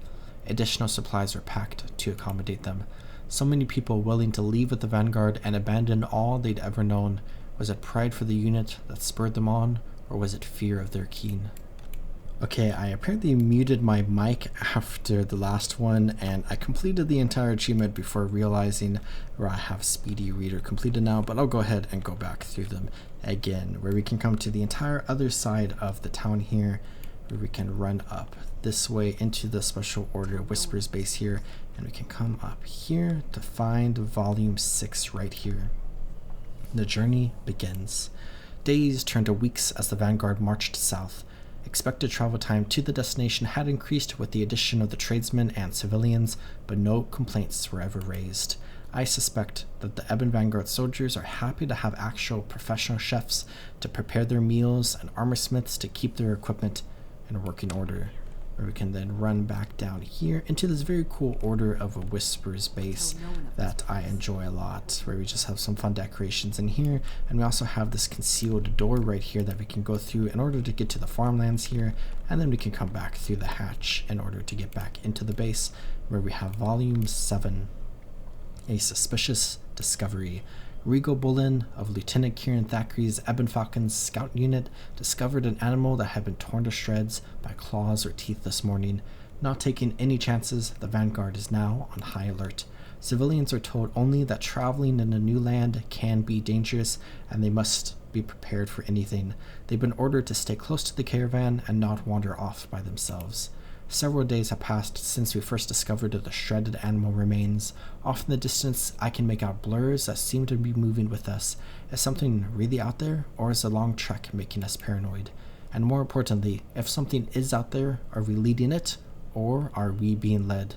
I guess only time will tell. Volume 8, where we have this really fun cat that walks back and forth on this table and just hangs out. That I just love this little detail.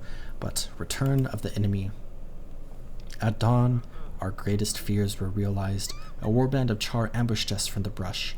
The vanguard always believed their battle would be against the Char, just not this far south. Though the vanguard were used to the horrors of Char battles, the civilians traveling with them were not. Many broke off from the caravan, fleeing in terror as the monsters set upon us.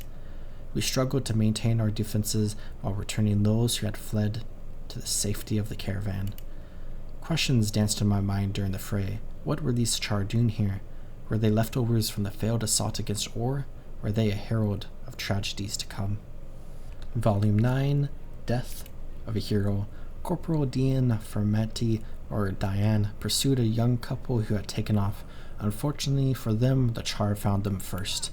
Unwilling to leave them to die, Dean rushed in against far greater numbers. Despite the odds, he kept the Char at bay and held out long enough for help to reach them. Sadly, the effort cost Dean his life. Dean died a hero's death that day. We were by his side when he passed from this world into the mists. He wore a smile on his face as he drifted off. eased by his dying wish, just one more drink of rum. Volume 10, Aftermath. The craftsmen are afraid. They were not prepared to be assaulted while we moved. Perhaps they thought the threat in the south was a passing madness from King Adelburn, or did the king really know the horror that awaited us here? Did the civilians forget the terrible searing and the pain that came with it? Had the return of the Ebon Vanguard lulled them into the false belief that they were safe? I pondered these questions as we continue to make our way south. Gwyn continues to lead the caravan with firm resolve. Her speeches and encouragement lift the spirits. She has come so far since first joining the Vanguard as a frail child. She is a true successor to Captain Lingmar. We have a tiny little jumping area right here that we can go ahead and just jump onto the scaffolding and find volume 11. The journey continues. It has been more than a week since we first ran into the Char. Their attacks continue, but at random intervals. Sometimes we have a day apiece, sometimes only hours. Defensive efforts are starting to take their toll, but the soldiers put up a brave front for those they are protecting.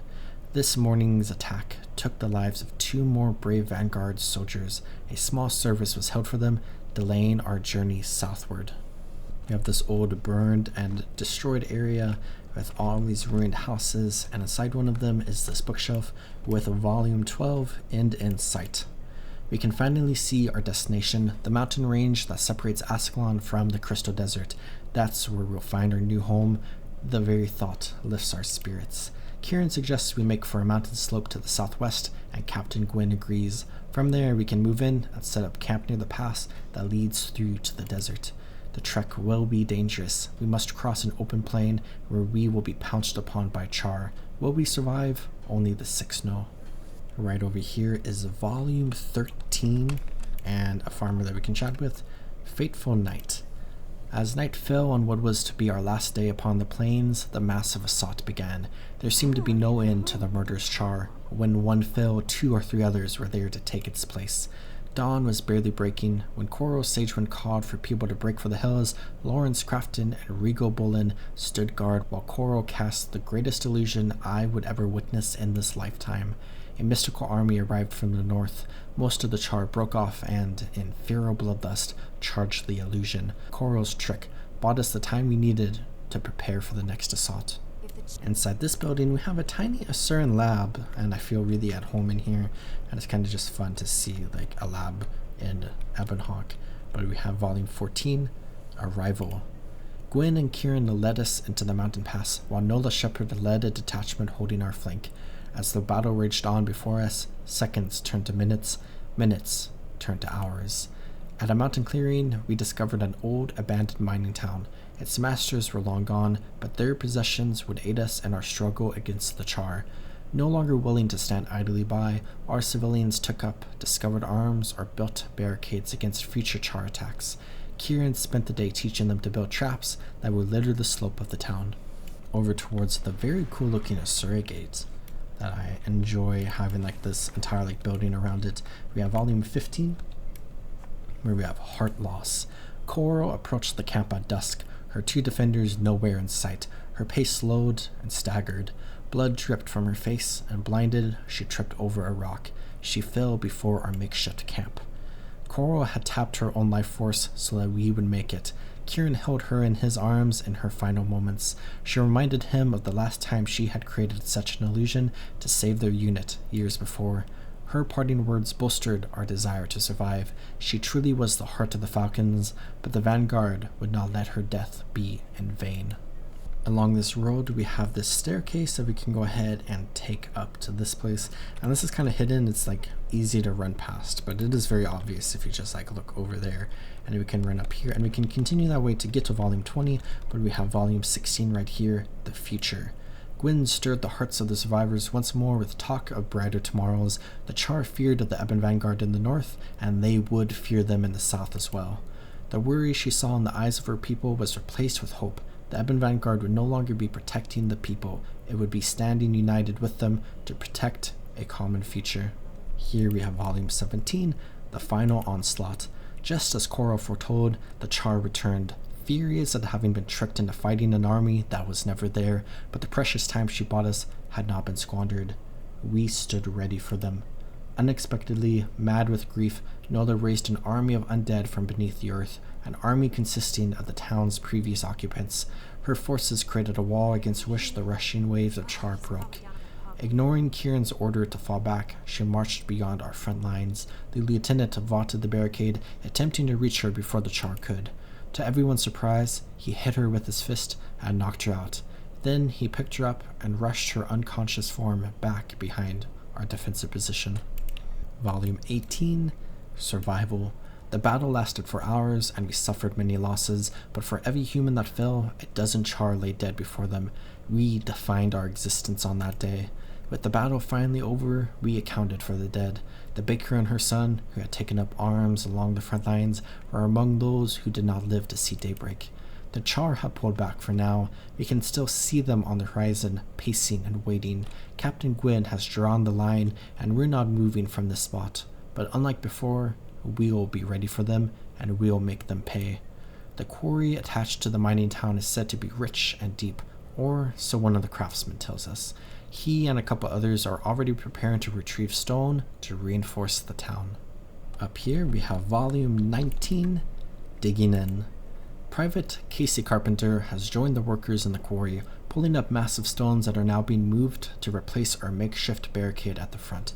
The foundation for what will be a massive gate is being built. Other Vanguard soldiers have put down their arms for the time being to help the civilians reinforce our position. Slowly, our defenses are taking form. Our losses have been great, but now we've all been forged in the crucible of battle. We are united under a singular purpose. And then up here, we can go ahead and drop down, jump over to this really cool area, and you can come into this fun building where we have Volume 20 right here. We are home. Gwen walks among the weary survivors, thanking them for their tireless efforts. She's beginning to reorganize soldiers and civilians alike into teams, each working to establish our residence in this mountain pass. The look of uncertainty has all but vanished from everyone's eyes, replaced now with determination. People have come to terms with their fears and now advance with a unified spirit. Captain Gwyn Thackeray tells us we are finally home, and we are ready to believe it. We won't flee from our home, our Ebonhawke. Come, Char. We will meet you on the battlefield, but we will not move from here. The final line has been drawn. Kimis, the historian. Now, this is just a really fun collection where you can learn what happened to the Ebon Vanguard between the events of Guild Wars and Guild Wars 2. And I just love kind of just seeing the founding of Ebonhawke written out in a book. And it is incredible to think what a group of civilians and soldiers who marched on an expedition south from Ascalon were able to do with building one of the greatest towns and cities and strongholds in all of Guild Wars 2 and all of Tyria. And it's fun to just like run around and do a little collection where you can just learn about a story and some lore of Guild Wars 2. And it does take us to this like final cool area where we have a pipe organ here that we can go ahead and play. It's a little quiet because I have musical instruments down. But you can just like play the pipe organ, kind of similar to like any other musical instrument we see in Guild Wars 2, but with different notes. And I think that's kind of fun. But we are getting very close to 1,500 achievement points, and maybe this is something that I should do on like my main characters, but let's go ahead and cross over to 1,500 just so we can get this basic achievement chest, where there are a lot of achievements that we can do, but maybe we can complete our daily just to get a gold, and then we can also get 10 achievement points, where we need to gather resources with mining picks and then kill enemies while we are under an enhancement effect. So we have the sharpening stone here. So let's go ahead and drop down this way, and we can just like work on this task right here. We could kill some cliff bats. I might not necessarily complete the task, but I just want to kill some stuff while we were here. I think that rat counts as 1, so this will count as 3 for us. I've killed enough enemies, but I still do need to mine some more ore, and I need to get up there. I think we can come over this way. I guess I could just finish this task really quickly since we are pretty close, and I'm going to level up to level 64 because of that, which is fun. And we also just progressed our trash collector a little bit. We're getting very, very close to finishing this, and maybe I'll try to go out of my way at some point soon to just get the last few items that I need. Maybe once this character is closer to level 80, assuming I don't do it on my other characters. Just a reminder of this very fun gate here, the desert gate, because we are on the border of the Crystal Desert, which we can see down here, and this gate has always been a really cool area that has been locked away. And I see another ore vein right over here, so let's go ahead and grab this one. I see another one to the southeast, so after that one I will need one more in order to finish my daily, and we will cross 1500 achievement points. Also currently I have 230 gold, so getting another gold will be nice in order to pad out our wallet a little bit. Let's come up here. I'm kind of just doing something right now, I don't know what I'm trying to do. There we go, I got up here. This other rock dog is also attacking us. Easy fight. That one rock dog wasn't dead. That was weird. But here's another ore vein for us. A ton of ogres all around here, where it seems like we have taken control of their main stronghold, but they are basically kind of like leaving this area and taking control of some of the surrounding areas around their primary stronghold. Which I see this iron ore vein right here. Let's go ahead and mine this, and this will do it for us, where we can go ahead and come into the wizard's vault, and let's get our specific reward there, and then let's get our overarching daily reward, where we got 1 gold, an essence of luck, and some astral acclaim, and then we got 10 achievement points, where we have now crossed 1500 achievement points. So we got an additional gold and a laurel, and we now get a little bit more karma, plus we got this achievement chest, which I really need to clear out my inventory a little bit here. And then we can go ahead and open this, where we got an arrow card blueprint, a jug of liquid karma, we got some mystic forge stones, a badge of honor, an instant armor reinforcing canister, and I'm gonna go ahead and just sell this arrow cart on the trading post because it's like 8 silver. It has gone up in price since they did recently kind of change how the siege blueprints work in World vs. World. But now I think I'm going to go ahead and spend some more time just leveling up, completing some story, and then I think when I get to a new story mission that I have not done yet, we can go ahead and explore that, and then maybe explore some more achievements or do some more map completion or whatever interests us.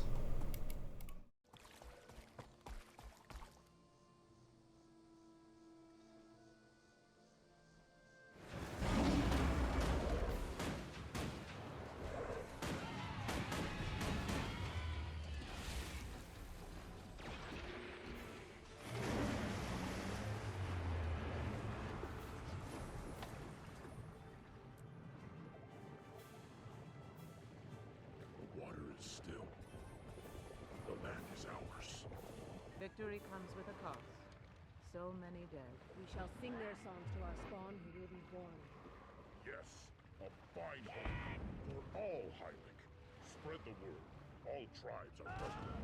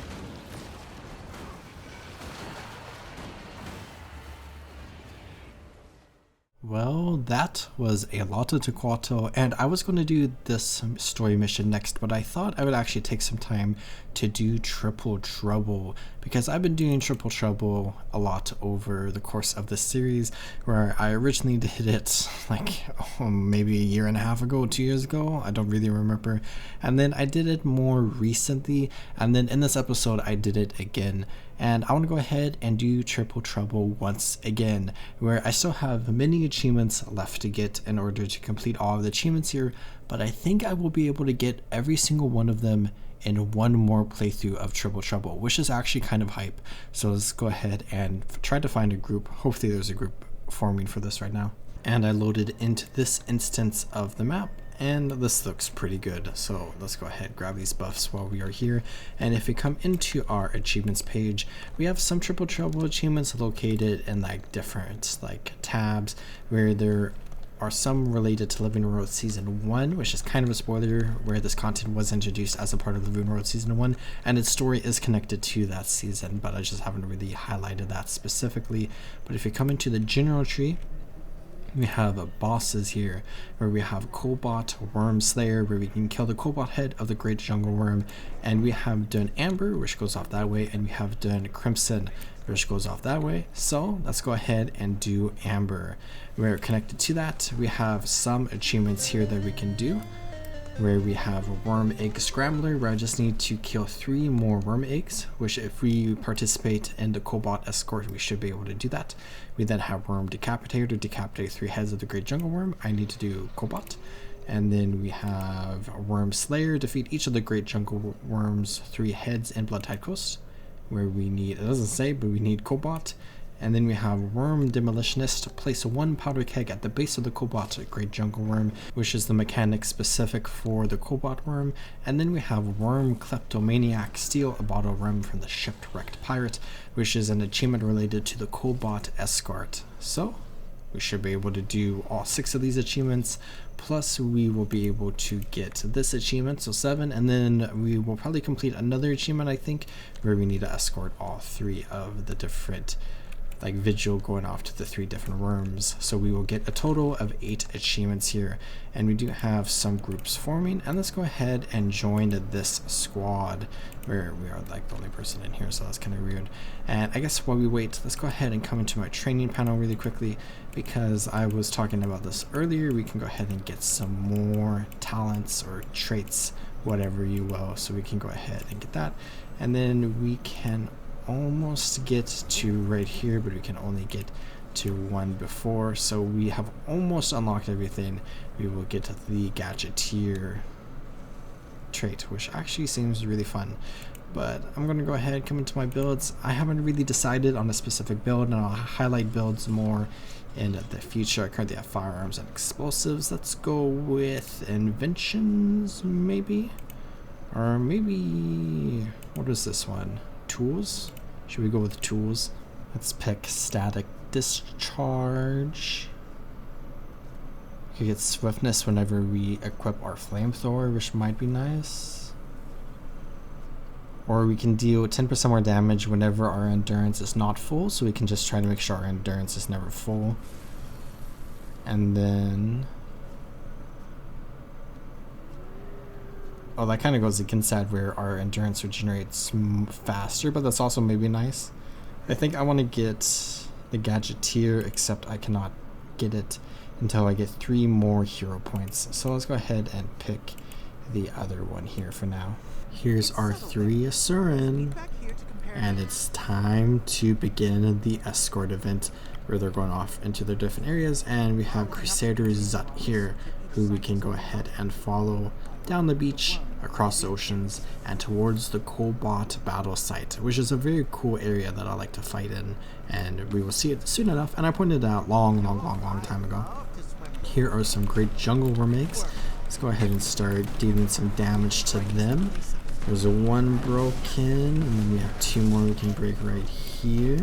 And there's our Worm Egg Scrambler achievement. So we just got 10 more achievement points, which is quite a few. So that is 1 down, and what, 7 more to go? So right over here we have this marker that was put down, and I believe the bottle is about to spawn here as our friend gets across. Here we go, bottle of rum. Let's go ahead and take it, and we got the worm kleptomaniac achievement. So that is one more down. So really we just have to kill the worm now and to place a powder keg as we do so.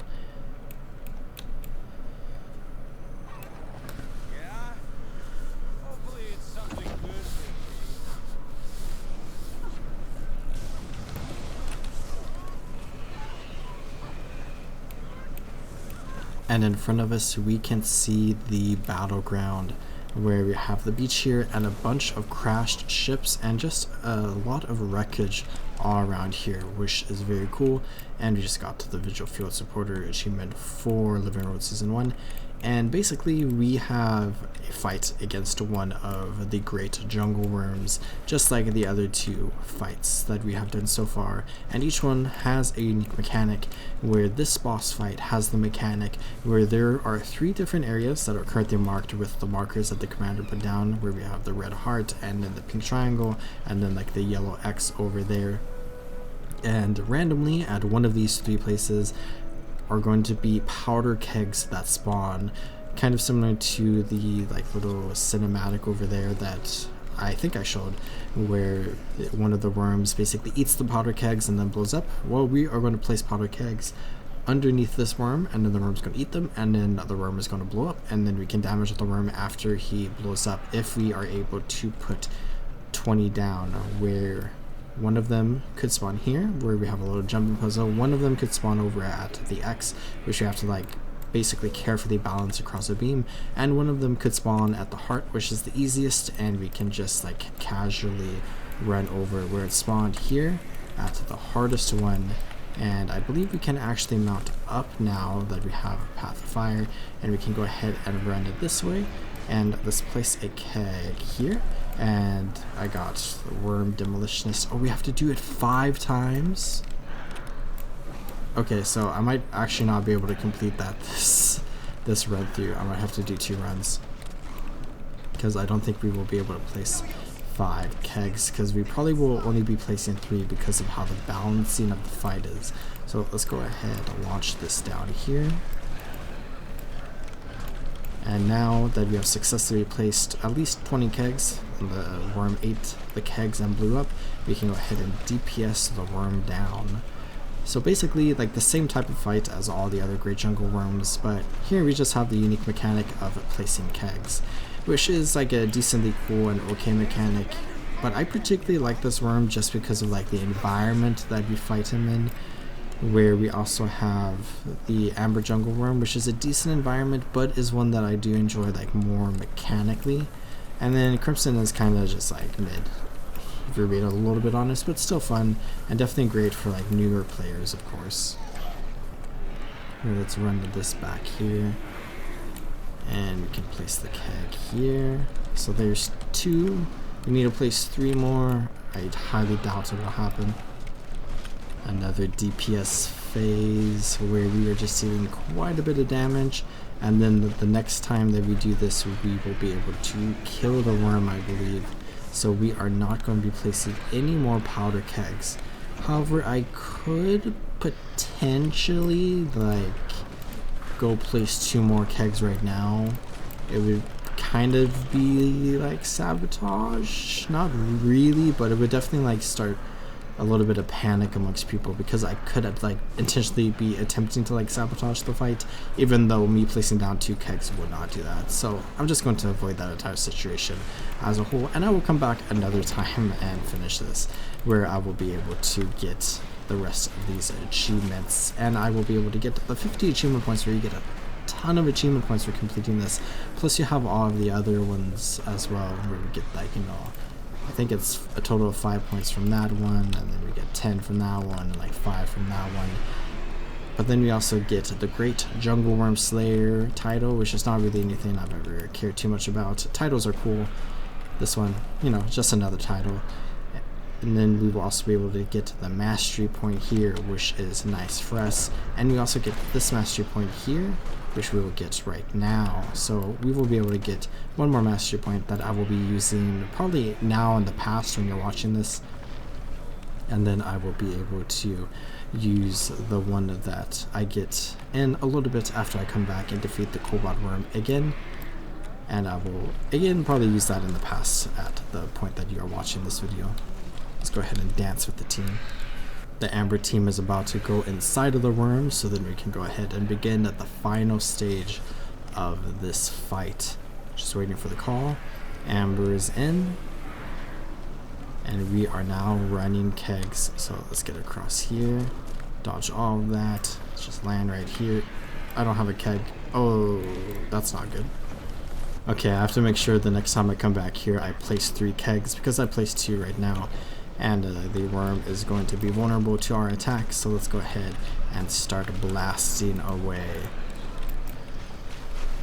Just a few more percentage and then we can cut off the head of the worm. I think we'll get an achievement as we kill the worm itself.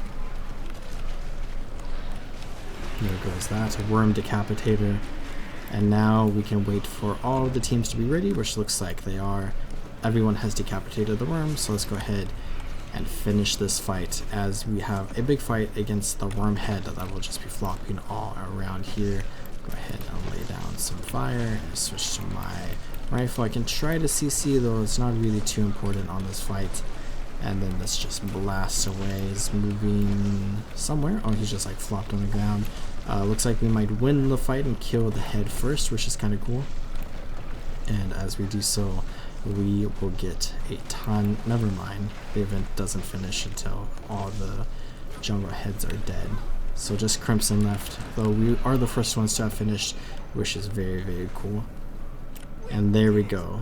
Worm Slayer, Cobalt Worm Slayer. I got a mastery point patrolling the Blood Tide beat, which this is another Living World Season 1 achievement. I'm going to go ahead and come through this portal and we can get our special rewards from the chest. There we go, a variety of rare items that we can go ahead and sell. And if we come back in here and double check, we can see the bosses. We have finished all of the worms, and then if you come into Triple Trouble, I just have to place some powder kegs and then I'll get these 2 achievements, so I'll do that at some time in the future.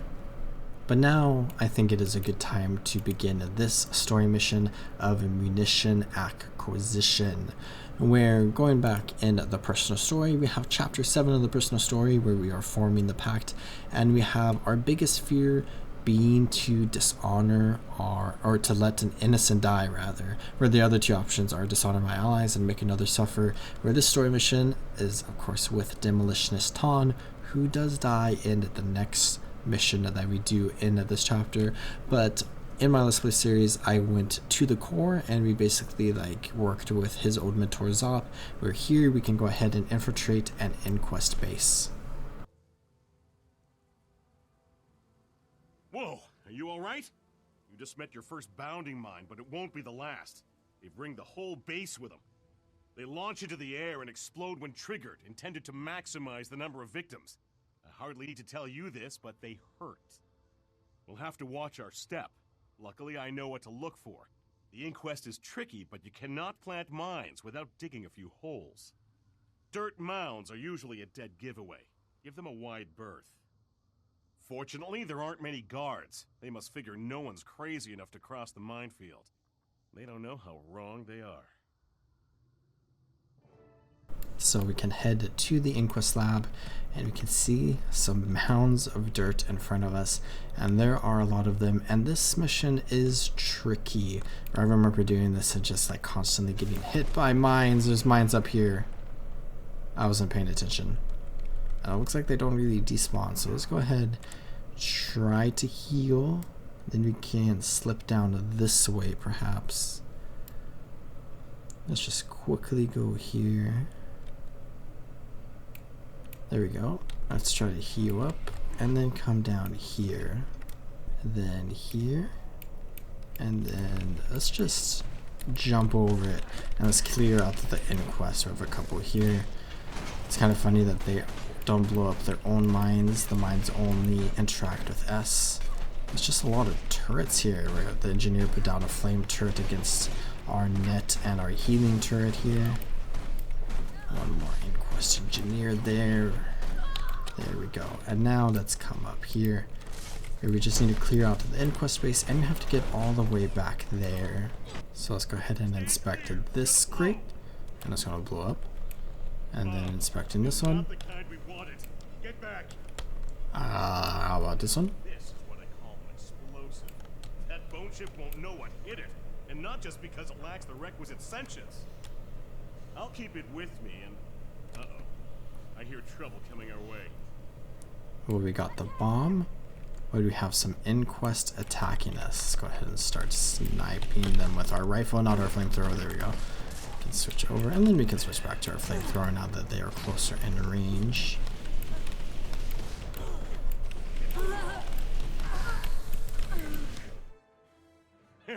Wait until I tell Sierra that we beat mines, guards, and volcano-like heat to make the Inquest work for us for a change. Best not to linger, though. The longer we stay, the more time they'll have to throw something really dangerous at us. I'm not doubting you, but it's hard to believe that tiny trinket will be enough to sink a bone ship. Fret not, my friend. Trust me, this is exactly what we need. Before we're done, it'll be raining bone chunks all over the Mire Sea. I'll meet you there as soon as I've finished prepping the device. Watch your step on the way out. Still plenty of live mines about. I'll have to introduce you to Sierra. You'd like her. She's a packed soldier too. Yeah, a medic. That's why we make such a great pair. I blow up our enemies, she patches up our allies. And there we go, where I can do breaking the bone ship next, but we have already done that story mission.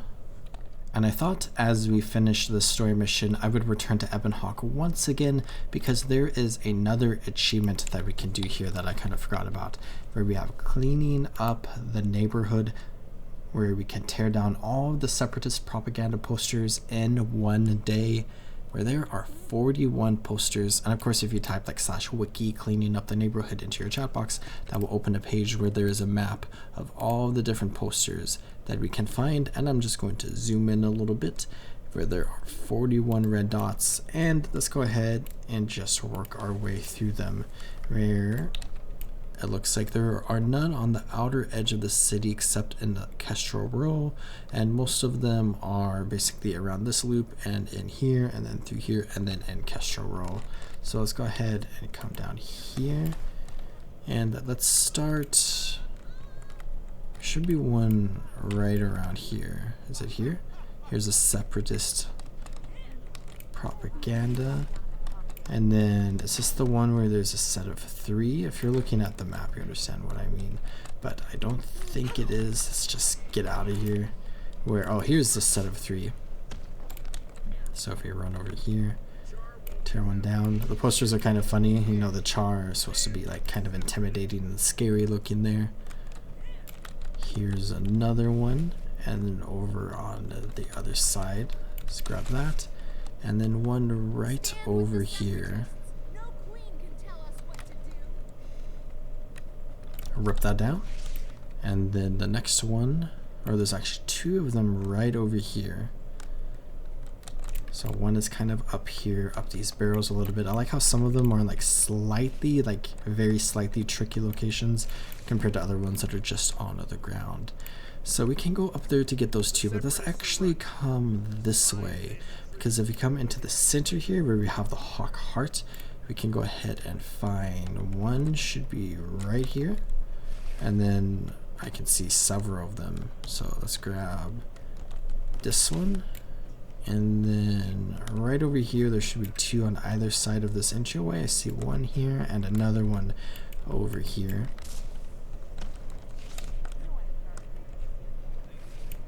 For that one, and then there's going to be 3 here, kind of like a triangle. So there's the one, and then one here, and then this one, and we can come back out this way, where there's the 2 here. This one's kind of high. Can we get it from the ground? Nope. Let's come up here, and then this one up on top of the wagon. And then there's going to be 2 down this way. And then here's this one. And I think I want to loop around here because we can see this propaganda poster right here. And then if you loop back around this way, right there's one. So there's all of those ones there. Let's come back this way and let's go back to where we split off like the first time. And if we go here, there's going to be that one, and then this one. I see the one over there. Actually, let's come this way first. Let's grab this one, and then there's going to be one right here. I went way past the staircase. This is a very cool staircase as it goes up the buildings there. I like that. But there's that one, and then there's one all the way down. Oh, wait, is this where? Oh yeah. Oh, there's one right here. I missed it on the map, but I'm glad I saw it there. There's this one all the way down here. And then we can loop all the way around here where there's going to be one like right on the end of these buildings. There it is. And then the last ones are just inside of the Kestrel Market here. So there's going to be one right underneath the waypoint. There it is. I like how all the propaganda posters are the same. You know, you only have to make like one model, but it might have been cool to see like a few different variations. And of course, tearing these down does progress the task, so if we needed to do the task, we would probably have completed it by now. But this is kind of just like a really fun achievement added in. Kind of random, but it's like a little fun objective that you can go for. Let's grab these 2 first. And then let's run back. And where I got the one down there, let's grab this one here. Then right over here, this poster. And then this way up onto here. And then there. And then I think there's one more left, unless I missed one. So let's tear this down. And we did not get the achievement, so I missed one somewhere. Okay. Which one did I miss? Oh, I think I missed 2 of them actually. I just completely glossed over them. Unless I didn't, and then this is like really embarrassing. But, oh wait. No. Oh, no. Oh. There's one here. This must be the last one. I think I missed this one. There we go. Cleaning up the neighborhood. I was only slightly confused at the end. Which, of course, a slightly challenging achievement because you gotta keep track of like 41 different posters. But ultimately, really fun and worth 10 achievement points.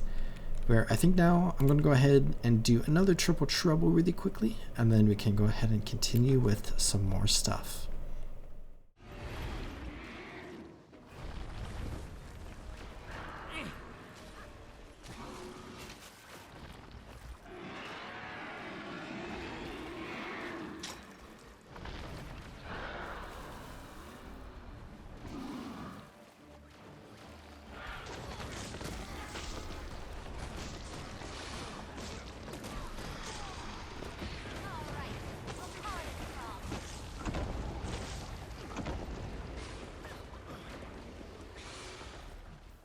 But now I am basically a bar and a half away from reaching a level 80 on this character, which is always exciting.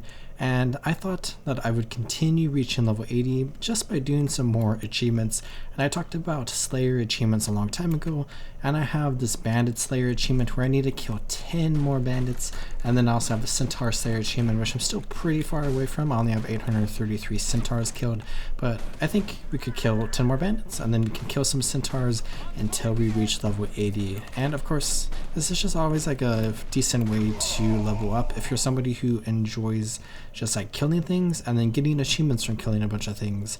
But ultimately, it's probably not like super like useful for us to do, because we are going to kill 10 more bandits furthermore in this Let's Play series as we fight more bandits. So we are eventually going to get this achievement regardless, and we're probably going to get this achievement like tenfold by the end of this Let's Play series. So it really is kind of useless, but it's also fun to do at the same time.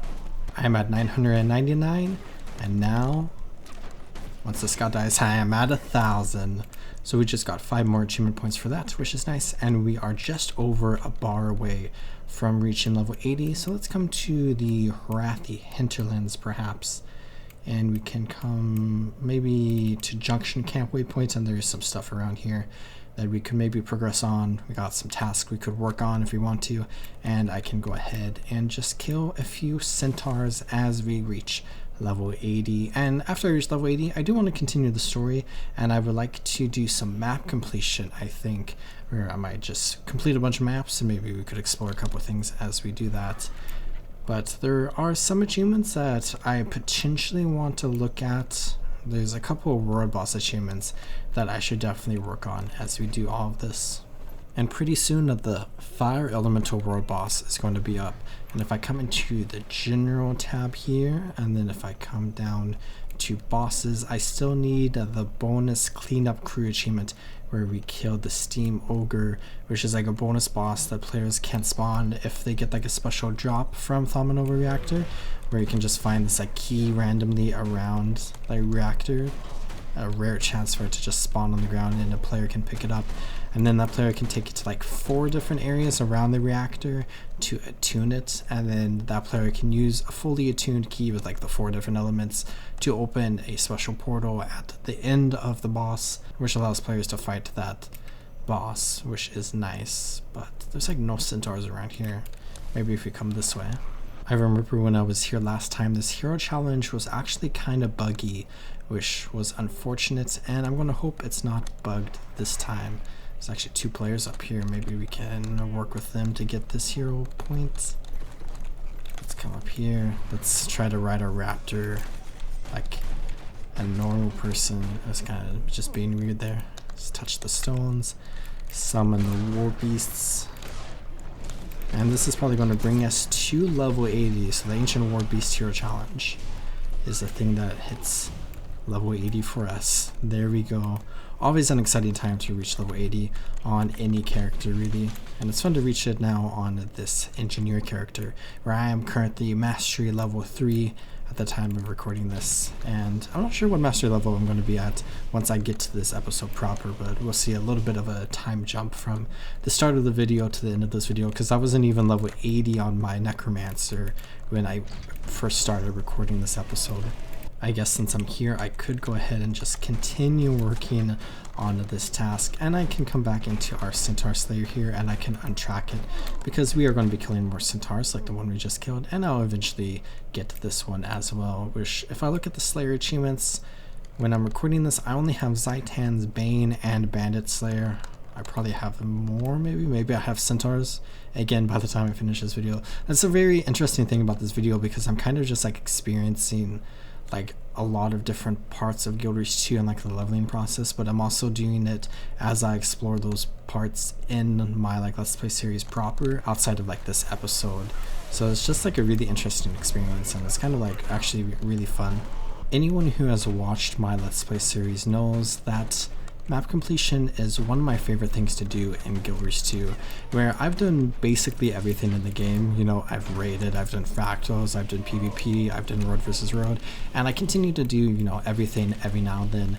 But the one thing that I consistently do over and over and over again is map completion and story completion, because I just enjoy it so much. It's like a really fun activity for me, and you know, a lot of people don't like it, but a lot of people like it as well, and that's like the same with every single thing in every single video game. Some people enjoy certain activities and some people enjoy like other activities, and I think that's something that I really enjoy about like MMOs and like Guild Wars 2 like specifically, is that there's just so much stuff you can do.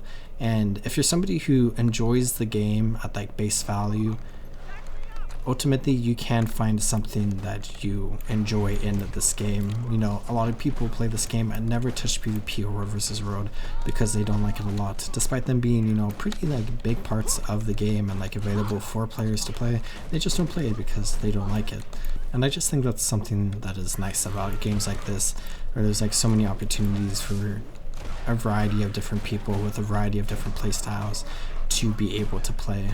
But I do just really enjoy running through the world, exploring all the maps, finding new places that I've missed and like the countless times I've explored it beforehand somehow, and just like working towards the goal of getting like 100% road completion and then completing all the maps after 2012, because this road completion marker right here, where it's currently 28%, is only for the core vanilla maps. We're starting in the Living World Season 1. There is one new map that we will be exploring soon, and that map does not count for road completion. And we see with like different expansions and stuff, we see like items that you get from those maps used for legendaries, which are basically like the same type of item as the gifts of exploration we got from doing like road completion in vanilla Guild Wars 2, but they're just for legendaries, like specifically related to the individual expansion that they were added in. I always love this area right here, where I haven't really explored it too much, just passed through here when I was here on my Safari Necromancer. Is that right? Let's drop down here and take a look. Champion mod near High Sage, just being intimidating. But there's like a ton of waterfalls in here, and I completed the entire like task outside of like this cave, and I just had to come into like the entrance for the point of interest. But there's like a splendid chest in there, which isn't really important. If we swim down here, there's like some barracudas hanging out that are now swarming me, and maybe I should get out of the water, and just like a bunch of centaurs and whatnot. I want to go ahead and try to get out of here. Look at those waterfalls like back there with like the fence blocking it off. It's just always a beautiful sight. A much more iconic location, but equally beautiful, are the caverns over here, which I think are called the Ouroboros Caverns, if I recall correctly. Let's just go ahead and run in here really quickly. Or Hidden Orobon, and then there's something down here. It's a classic mastery point over there, but these waterfalls are always pretty. Love this tree. There's the giant event that spawns here that people enjoy doing every now and then to progress through Giant Slayer achievements. This vista, and I think I talked about this last time we were here. There's this like a little cave right here that has a chest in it, and I didn't realize it was there for the longest time until I was like exploring it like more recently. It's been a long time now since I first discovered it, but it's just like a random cave that's kind of just like off in the corner, and it's a fun location to explore. Over here we have this cave entrance with the script. Let's run into here, and it's Ouroboros Caves, so I was on the right path there. There's a splendid chest up there that we could get.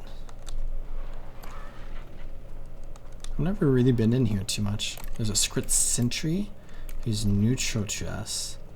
Looks like this loops back around.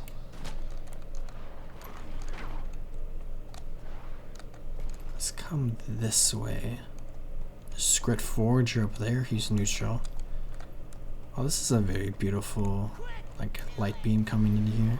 You can see the sun, that's very cool. And then we come down here, and here's the splendid chest. I'm going to ignore that though.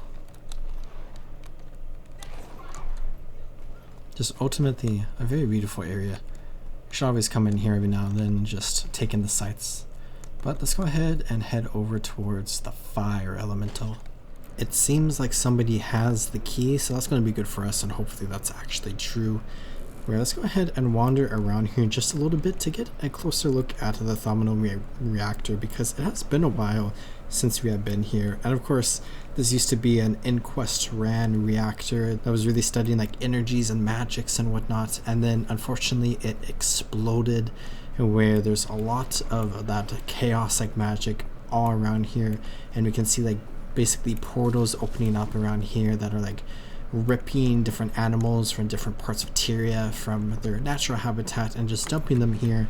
And this is also happening just north of here in the Shattered Hinge, where you can experience a little bit of this, where we have like the fallout all around it. And it's just a very interesting area and a really cool like set piece and environment. Maybe we can come down into like the watery area, where I think this is the water area, where we see like a big drake appear here every now and then who you can fight.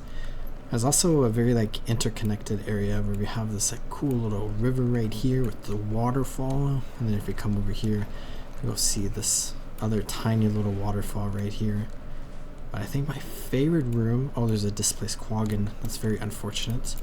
I think we can actually chat with the Quaggan. Boo, Quaggan does not know how Quaggan got here. The water is not safe. It feels sticky to Quaggan's skin. Quaggan hopes you will be careful. pork wagon. Let's go ahead and run out here where there's a hermit crab. Run up the steps. And the escort has begun, so there's all the events to help clean 5,000, deal with the situation around here, and players are doing that. And there's some other events that are up, but I really enjoy this area over here, where there's actually like a little jumping puzzle, I think, that we can climb up to over here on the other side. I got crippled, but we can come up these steps, which is fun. And then we can come up to here, and then I can fail that jump and we can go ahead and try again. Okay, up to here, and then over to here, and carefully over to here. I always have a very hard time doing jumping puzzles on Asuran characters. And then if we come up to here, this is where we have to be. If you have the key, there's this like thing here we can interact with. Where I think we saw one in the watery area, but then there's like the ice area over here. And then if you kill the fire elemental, I believe you get like the fire key part of it. But this area is also really cool. I like it a little bit less than like the nature area, the earth area, but it's cool as well, where we have this like little jumping puzzle here that we can go ahead and jump up. I see a player here doing something, maybe the same thing as S, or maybe they have a key. Where else? Oh, careful now. Let's kill this ice elemental and then this unstable ice formation and get up to here. Oh, this is a really cool spot actually. I kind of forgot how cool this area is.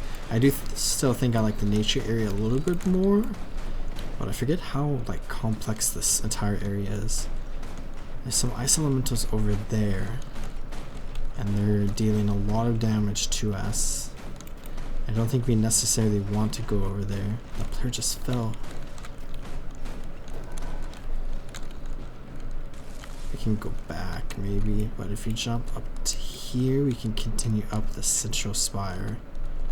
We can just go really far up where there's the key. Oh, stress. Okay, so we can put the key in there, which is fun, and then I can fall there. If we come over here, I don't think there's anything here. Just kind of cool. And just all in all, a very fun environment. And I feel like there's a lot of opportunities to have like fun things like connected to the Thaumanova reactor. But we will learn a little bit more about it in the future, as we learn a lot about different aspects of Tyria that was introduced in 2012 and get expanded upon as we progress through the game. I see a campfire right here that players are hanging out at.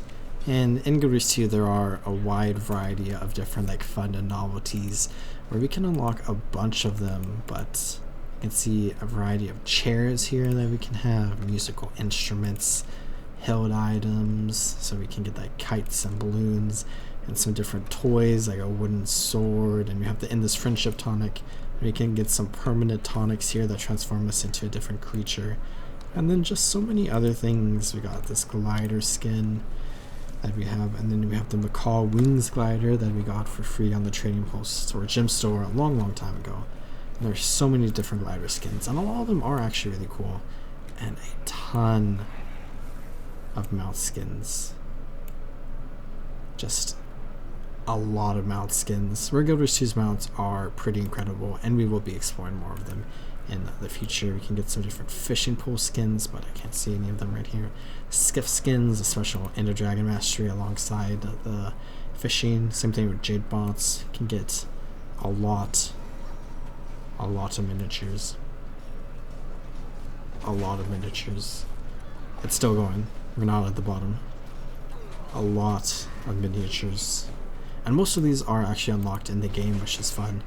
Finishers, of course. A bunch of these are for PvP and World vs. World, and most of them are from the gym store. And then mail carriers that are exclusively from the gym store, I think. And I do enjoy like the classic mail carrier pigeon. I really don't have too many skins unlocked on this account. And you could look at the Eagle Eye goggles, which I think is what we selected when we created this character. But I'm definitely going to want to unlock more stuff in the future, and I'm definitely going to want to create like a nice outfit for this character, but I'll probably want to upgrade all this stuff to be at a build that I specifically want. Where maybe I'll go a berserker route, maybe I'll go a condition route. I'm not entirely sure yet, but we'll explore all that more in the future.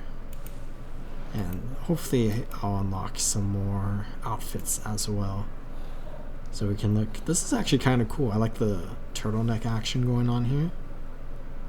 Clean 5000, cannot maintain, and you see a ton of chaotic energy fusing with its energy core, creating the massive fire elemental road boss, which is the classic road boss that we have already fought a very long time ago. I can never remember like the specific like episodes that I like did stuff in, but I remember completing like all these different pieces of content every now and then.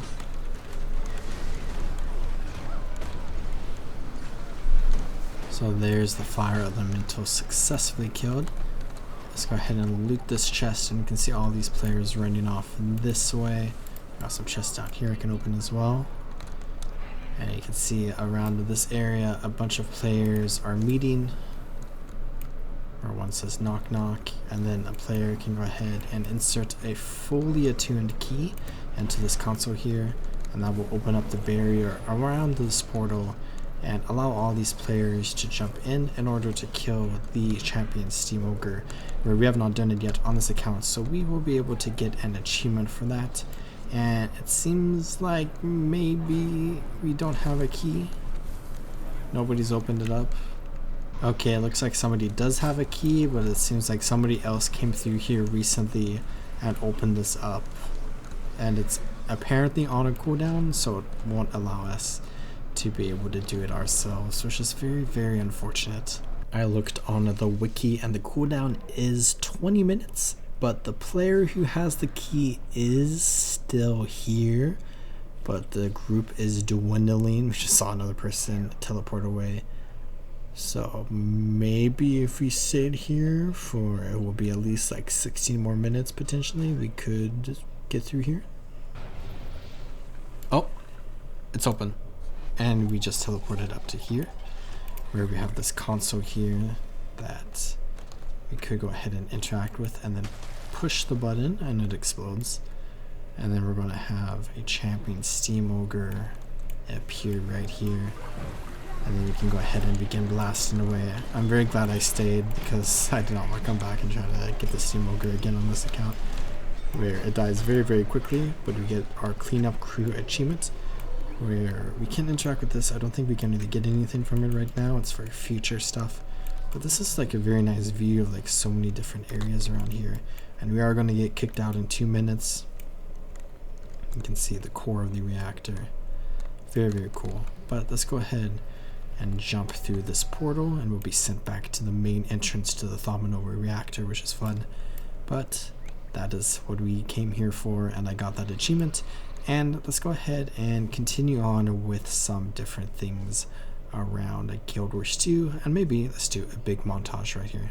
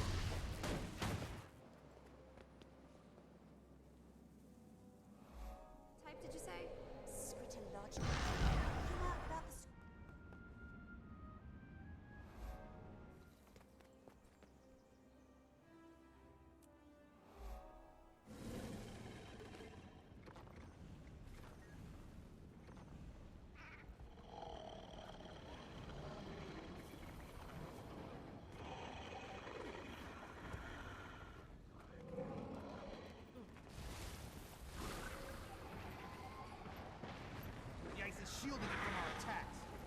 Break the barrier! Incoming! Defend the cannons! Incoming! Defend the cannons! Don't go after it, quit.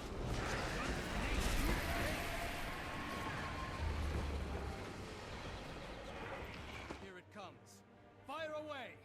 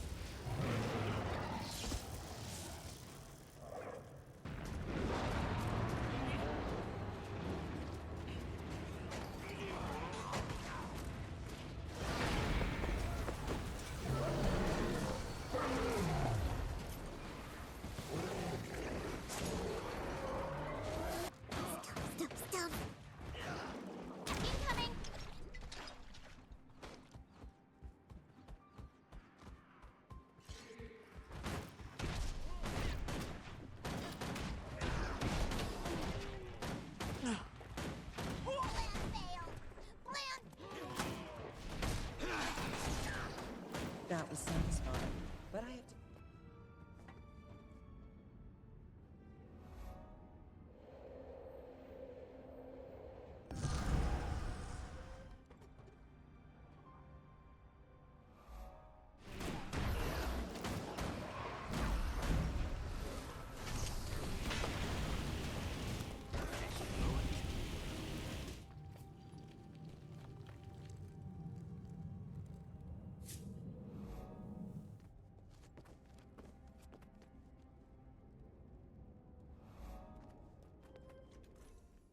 Well, that was definitely a lot of stuff. Let's go ahead and return to doing some achievements where there is a little bit of stuff that I want to do as we finish out this special episode, but the little bit of stuff that I want to do is actually probably going to take quite some time, where first things first is something that is kind of a spoiler, where if you come into our achievements page and if you search for Alliance Arch Exterminator, which is in our Explorer category, we have this very special achievement here where we can find 50 Karka. Now Karka are something that in the original base game of 2012 aren't really something that we know about, and we're going to talk more about them in the future as we explore through Living World Season 1, but they're basically like these like crab-like creatures, and there's a bunch of hatchlings around Alliance Arch that we can go ahead and pick up a special rifle and shoot the Karka in order to deal with the infestation, and if we get all 50 we get 10 achievement points, a mastery point, and a very special item called Princess,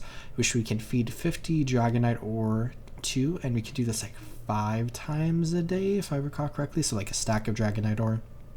And this will give us basically trash items that we can just basically convert Dragonite ore into like a little bit of materials and gold that's like not really too valuable, but it's like one way to get rid of Dragonite ore. But nowadays there's like a lot of other ways to use Dragonite ore, so this is kind of like less useful nowadays, but it's still kind of nice. But I do care a lot about, one, completing the achievement 2 getting 10 achievement points, and 3 getting this mastery point. This is basically just like 4th.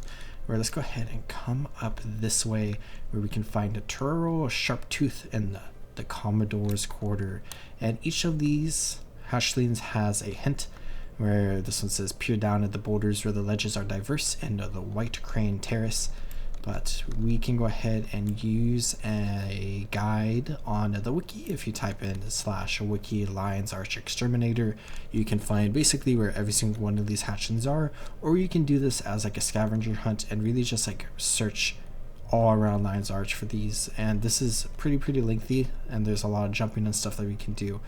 But let's go ahead and chat with this friend here, where we can take his gun and we can see what we can do. Where we can fire a tracer and take aim. And we can see right here. And if you listen very closely, a little Karka hatchling. And this might not be something that everybody wants to do, but we can go ahead, press 1, aim, fire. First of 50. Easy pickings. But there's just a lot all around here, where I hear another one nearby, and I might try to go in order, but we could also just like search everywhere. Okay, I hear like 2. Let's come up this way. I think I saw something. Nope. Okay, I just ran in a full circle. There must be one in here. I can check the wiki if I wanted to, but I hear it. Where is it? Maybe it's on the roof? Oh, there's one right there. Let's take aim. I think if you just do that, there we go. There's a second one. I think there is maybe one around here. Okay, here's one right here behind that vase. It's a pretty easy one to get, but it's kind of hidden right there, which is fun. I feel like I hear another one like right up there. Inside of here we have a consortium office, which is a faction that we'll start interacting with more in the Living Road Season 1 soon enough. But there must be one of these desks here. I also love all the details in here.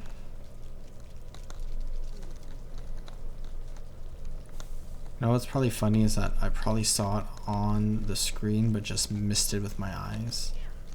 If there is one in here. Which I do hear something. I wonder what this text says. Pretty sure you can translate it. I think there's one up here. We have a lot of crates. A tiny like maze right here. I think, oh, I see it. Can I shoot through here?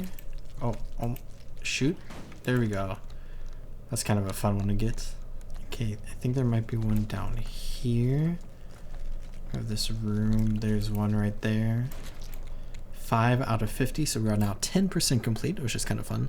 Seems if you head into this little bar area right here. It's a pleasure. I think there's one somewhere. Keep our eyes open. I think there's one like on the rocks here. Oh, I think if we come into here maybe, we have this little room area right here. And then there should be one. There we go, one right there. So this is just really a hidden area. This is a fun looking area. I love this like random cave that is just like basically serves no purpose except it houses a Karka hatchling for this one achievement. But it's just like a fun little detail to the map. Let's come back into this area because I think if we run back up here, yeah, there's the Karka hatchling. That's tricky. Right there. That's a tricky one. I still hear another one though. There might be one here, it looks like. Or, oh, we have a little jump here. We can come into this room where there's a Karka hatchling. Oh, and this area is so fun. It's just like super hidden away. Oh, that's so fun.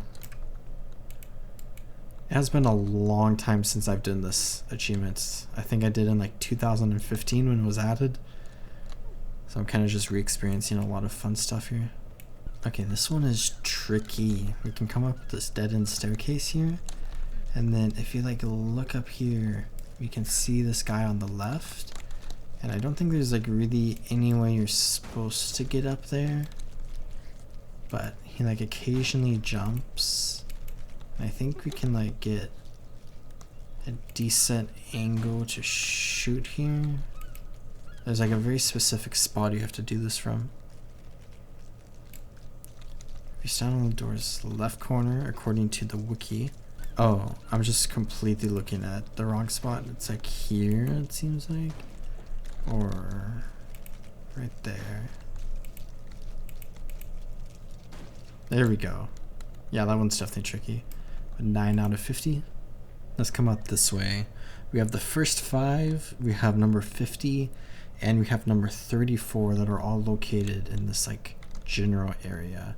Actually, we have this cave, which is actually important for a recent collection. And I really hope there's not a spoiler down here. But I feel like... oh, there's most definitely a spoiler. Okay, let's leave that. Here, let me pull up number 50 specifically and let's see. Okay, actually the Karka hatchling is here. I didn't have to go into that cave at all. And this is number 50, I believe. So we got the final one. Now we can get the first 5. And then I missed this one here, which is in the jumping puzzle on the eastern side of the map. Okay, there's one, like, is that it? I think I see it moving. Yep, there we go. And then there's another one. I'm gonna guess it's probably in this tent. I'm just looking at the map right now. I come into here. Oh, it's right there. How did I miss that? Right under the bed. I think there's one in here, but we might have to come in through the other way. Oh, one right there. Very easy to find. We have this fun little area, which I don't really remember the spot, but I think there's like some Living World Season 1 stuff that used to exist up here, but no longer really does. Or maybe there is like a portal up here that we can take when doing a specific story that we'll explore in the future. I don't 100% remember. I think, I would assume there's probably one all the way up. Oh. I would assume there's probably one all the way up here. And how do you get up there, actually? We have a really good view of the lobster here. It's both cool and stupid at the same time. Okay, don't think we can jump there. I think we want to jump. Oh, is it here? And then up, and then up, and then up. And then there should be one like right there. There we go. 14 out of 50. Let's carefully drop down here because we do need to go into the underwater cave over here. A lost rat. The rat looks at you with concern in its eyes. You get the feeling it's lost. Where's home, little fella? The rat nervously shies away. Leave the poor thing alone. I've never seen this rat before. I'm sure I have. I just do not remember it at all. Okay, down into here with the sockeye salmon. And then the spot's always kind of tricky to get to, but if you just remember like the main staircase right here with the lion statues, and then you just go straight up and straight through, is the entrance into here, where there is some gambling that takes place in here, but that's not something I'm really looking at right now. Swim up here into this beautiful cave. And I think there's one just in the cave. Maybe it's further up. I love this little boat here. It's kind of interesting how the boat even got in here. Oh wait, we didn't have to come in here, did we? I think both of them are maybe in this area. Oh, we did not have to go in there at all. Let's come back out this way. This is partway up the last area that I went to. Oh, it's just up here. So if we loop back around here, let's keep our ears open for the Karka hatchling sound.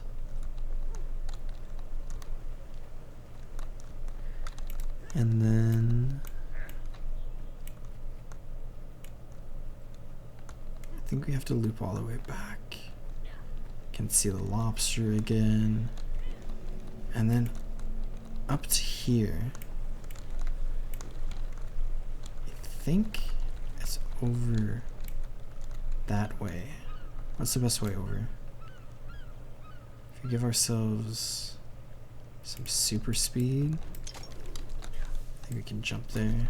We could probably make that jump without super speed, but just to be safe, here's this little fella. So we did not have to go into that area at all. Next, let's go explore the secrets of Ebonhawke. This classic jumping puzzle over here. There are a couple this way.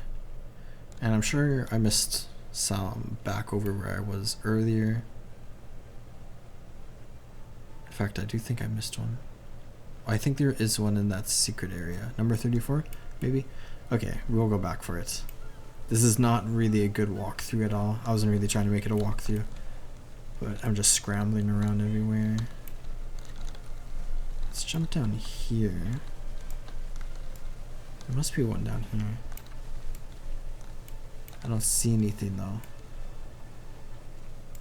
It seems like a good spot for one, you know what I mean? Oh, here's another lost rat. This is leading to Ebonhawke's lair. Let's come up here now. Okay, there must be one over here. Let's find number 15. This one's eluding me. Number 15. Oh, it's above the crates. It's further into here.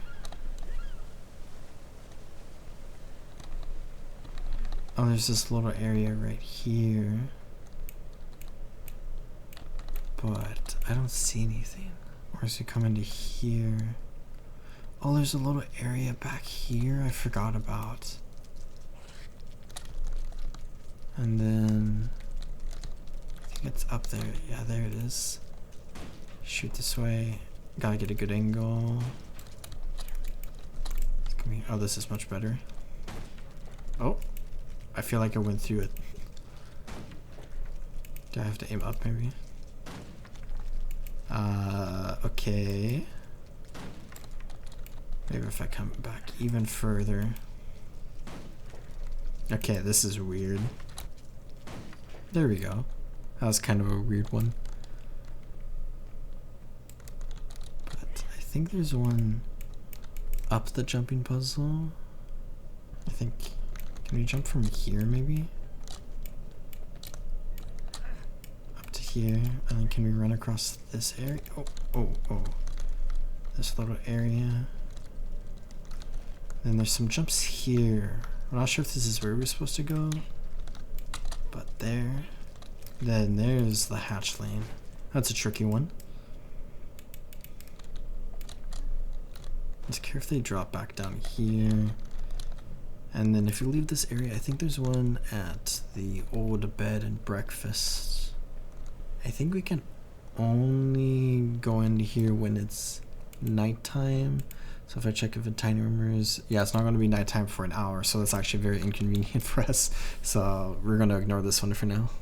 I just love all the little areas in Lion's Arch. I think that's why this achievement is so fun, is because there's like so many small random places that you can explore.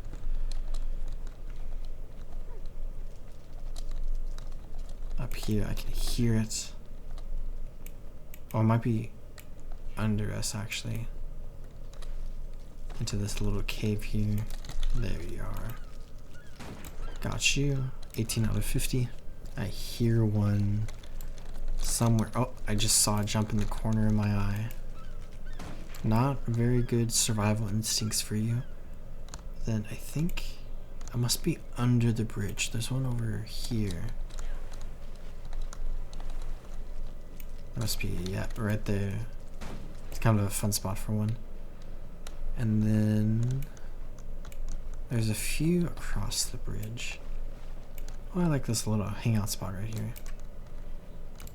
This is like a gem store item. One of my favorite umbrellas in the game, actually.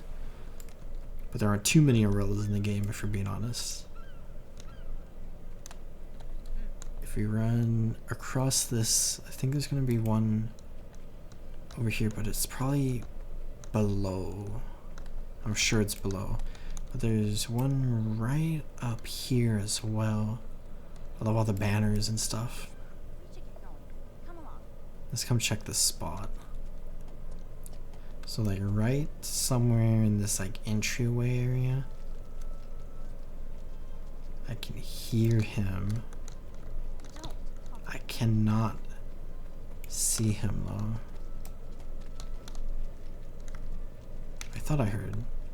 Maybe it's the Daliak I hear. Okay, we can jump up here where we can get to this fun archway. And then I think it's gonna be right around here. It might be on the other side actually. Let's jump here. There's this guy. Yeah, I'm sure I heard him. Over towards this one. I'm pretty sure we have to go down here. But just in case. Yeah, I don't see anything up here. I see him there. Take aim and fire. There you go. I think there's some more this way, but some of them are inside of the bed and breakfast and we cannot go into there right now. But I think there's one here. Is it in this bush? Yeah, there you are. Let's take this back up here. There's one like all the way over here. We have an ornery crab that we can actually fight inside the city. And if we hang out for too long, he's going to attack us, but we can /threaten him back. I recently learned, and he just becomes a hermit crab and runs away. That's fun. And this carcass right here. So I think 14, 16, and 17 are all inside. I'll double check.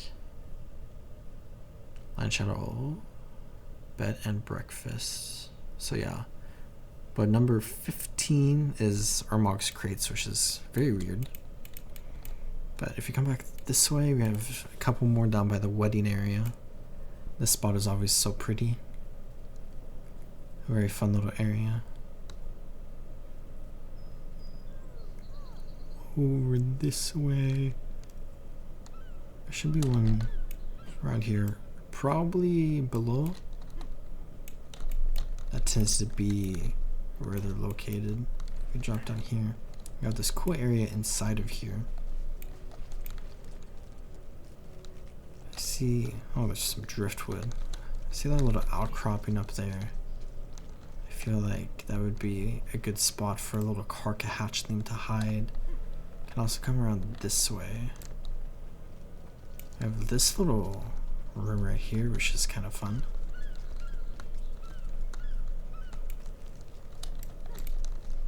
Huh, I don't see it.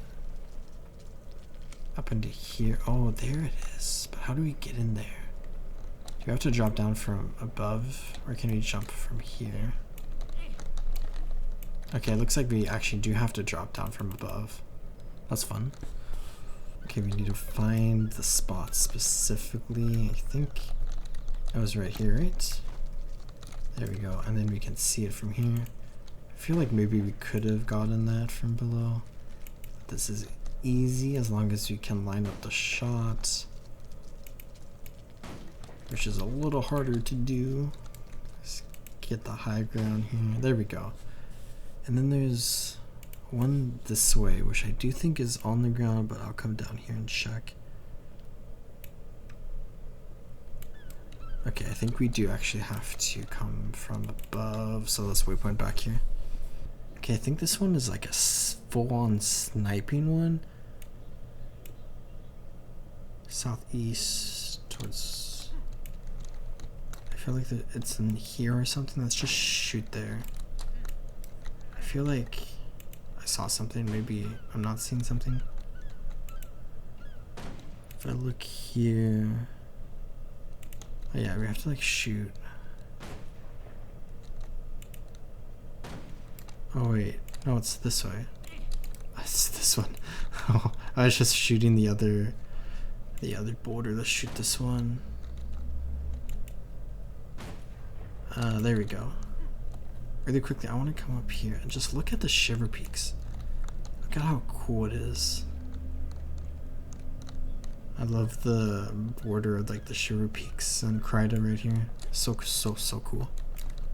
Okay, there's a few in and around the Sharkmaw Cavern, this jumping puzzle. So let's come this way. So as we come up this way towards like the waterfall area.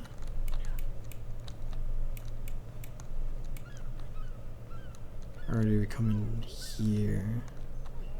I don't hear any Carcassians. I think there's... Oh, there's one over here, yeah.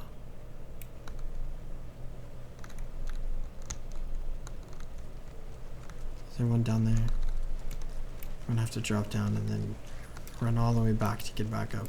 There's one. Can shoot that one. Okay, I think if we drop down here, there's a little cave right here. I think there's a couple in here. At least one that I hear. Ah, I think I see it. There we go, there's one. And then I hear another one. I think it's like a way up. Oh, there it is. There we go. So there's two. And then three. And then it looks like there's 6 more back this way. So let's run here. Okay, yeah, there's just a bunch inside Sharkmaw Caverns, but they're like random numbers, so it's kind of weird. Just like the last time we were here. Let's jump up this way. And then I don't think there's any inside the entrance specifically, but we gotta make sure we don't die on the way down. And why can I not make this jump? Just let me up. Athos, make the jump. Athos. There we go. First try. Up this way. Now, yeah, I don't think there's any. So let's be very careful. I always forget the best place. I'm dead. I'm just falling dead. Okay, that's waypoint. Grab a new rifle. Let's try this again. I think... oh my gosh, why am I struggling with this so much? I never struggle, and then I say I need to make sure I don't die, then I die twice. Okay, I'm just gonna... Don't think about it. Okay. Heal. Fully heal, drink a potion. All of the red mist. And then... water. Okay, wait, there was one up there, wasn't there? Oh, no. Okay, there's like one... Oh, is that it? I cannot see. Oh, it's up there. I'm there. There we go. Okay, so that is number... really randomly 28. So then we have... I think the next ones are in order. 39, 40, 41, 42, 43. And they're at different parts of the jumping puzzle as we progress through the jumping puzzle. So first one is 39 in the fake wall area in the maze. So let's run and jump up this way. Get up to here. I do love the vibes and aesthetics of this jumping puzzle so much, especially with like the lights. So cool. But over here into this maze. We need to go to the northwestern corner of the maze. Find a fake wall. Oh, very close to here. Okay, it's like right here. Just super dark. Oh, wait, is there... Oh, into here. Oh, so dark. I would love to use my flamethrower to like light this area up. I'm really... Oh, my eyes. Okay, stand inside the fake wall. Oh, I see it now. That's actually incredibly obvious. There we go. And then you have to get through here as normal. Next is 40, which is after the fake walls. And through here. And then here we go. Up this way. And then we have to look for the waterfall. That's right here.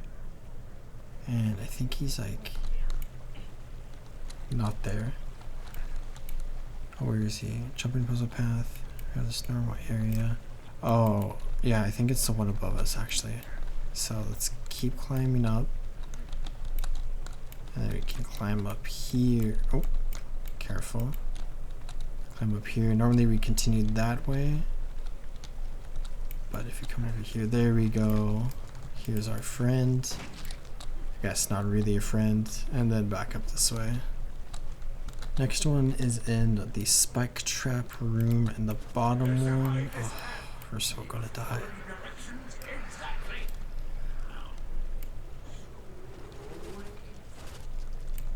It's like right here.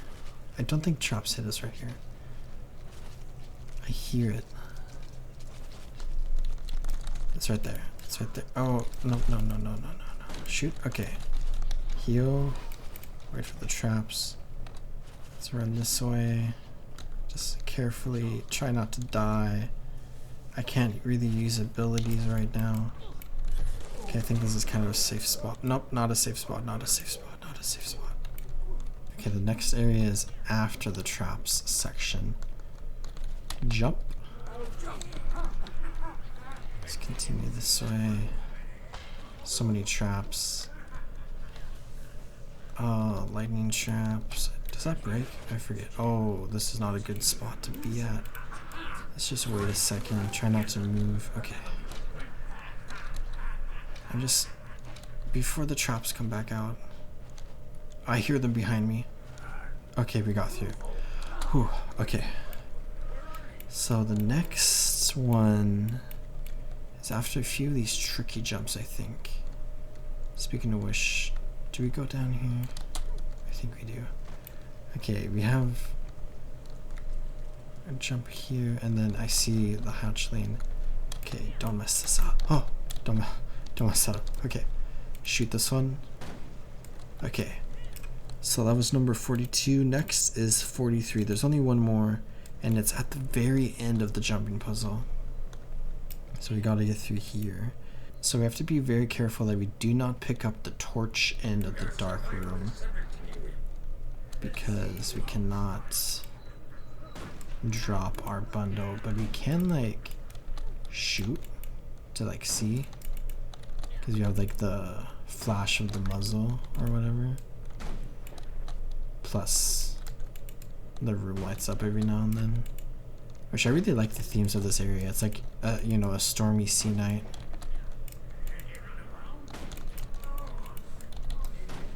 Where's next? Okay, here to here, and then I think we made it. Okay, it's the right one, correct? I should double check. It says take the right mouth, and there's 3 mouths, so I think if we just carefully drop down here, there we go. I'm always scared I'm gonna die at the very end there, but I think there's one right there. There you are. Shoot you. There we go. 35 out of 50. That was definitely stressful, but we got through it. And we did get this magnificent chest as a reward, so let's go ahead and pick this up. Okay, we have a few in the southwestern corner of Lion's Arch, way over here, that we can go and look for now. And I think they are on order as well, 35 through 38. The ones right before the jumping puzzle, technically in the order. Okay, there's one at the base of the lighthouse, and then there's one part way up the lighthouse.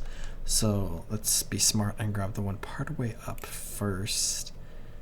And I think we do have to like run up a bit to get up there, so let's head up onto this one, and then keep our ears open.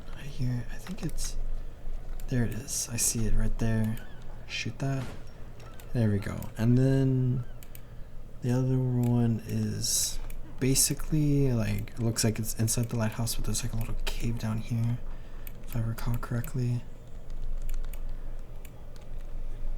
And there, and then we have this pillar, and then we can swim into here. I remember this spot vividly. And then into here we have the Karka hatchling, the Karka hatchling. There we go. And there's that one, 37 out of 50. And then there's 2 more this way, I think. Okay, I think one's on the bridge here. There it is. Can we get a good shot? Nope, we cannot. Try there. There we go. And then this one's interesting. It's like down the waterfall. Oh, I think there's a cave down here. Yes, there is. So many caves. And then up here, shoot that. There we go. 39 out of 50. Now, I was like scrolling through them earlier, and if you come back to the consortium office, there is indeed one in there. Into here. Now, where was it? Right there. Yes. Shoot through there. That's why I was having a hard time earlier. There's one up this way, and there's probably a ton of players up here because as I am recording this, it is currently the April Fool's Festival, so there's just a bunch of people participating in the Fashion Week. But I think if we drop here, we can get a good angle on that Karka, potentially, if I can aim correctly. There we go. Then inside of this bar area, I think there's one. Oh, I see it right there. There we go. And then I think there's another one right over this way. I heard it as I came into this area. Right up on this wall. There it is. Got you. 43 out of 50. So we are getting close to the end. Okay, there's one right around here on the docks. Also, I just love this little shop that's set up right here. But if you come onto this boat, then if you look this way, I see it through the nets. There we go. There's one up right here. The black line bots. And let's open this up. Okay, the bankers have an eye on this Karka, so there's one at the bank. And I think it's up this tiny little jumping puzzle right here. Which this jumping puzzle is actually kind of just fun because it's really random, but like during the Shadow of the Mannequin Festival there's a pumpkin up here, and nowadays you can just get up here with like some special mounts. But since we don't have access to those special mounts, let's get up here the old natural way. I think we might actually not have to go all the way up proper, but I think if we do that then we can just jump down. Oh, we have to go here, right? It's been a while since I've done this legitimately. Up here, and then if you go up, the pumpkin's normally right here, and then over, and I think, oh yeah, we did not have to go all the way up. If you drop down right here, into here, oh, it's on the other side, isn't it? Maybe we didn't even have to go up the jumping puzzle. From here, can I shoot the Karka? How do we get a good angle here? There we go. So yeah, we did not have to go up there at all, but that was like a fun little excursion, so I'm gonna say that was okay. Search near the Skritz subterranean rowboat. Oh, that's right. I missed one this way. There should be one right around here, hypothetically. What number is this? 34, I think. And yeah, it is not right here, but it is like up here. I see it. Can I shoot from here? No, get a little closer. There we go. 47 out of 50, and the last 3 are inside of the inn. So let's go ahead and wait for it to become nighttime. It is now dusk, and I think we can enter during dawn or dusk as well as night. So let's go ahead. We need the password. The password is the password. And then there are 3 down here, and I think they're all in the underground area here. So let's sneak through this way,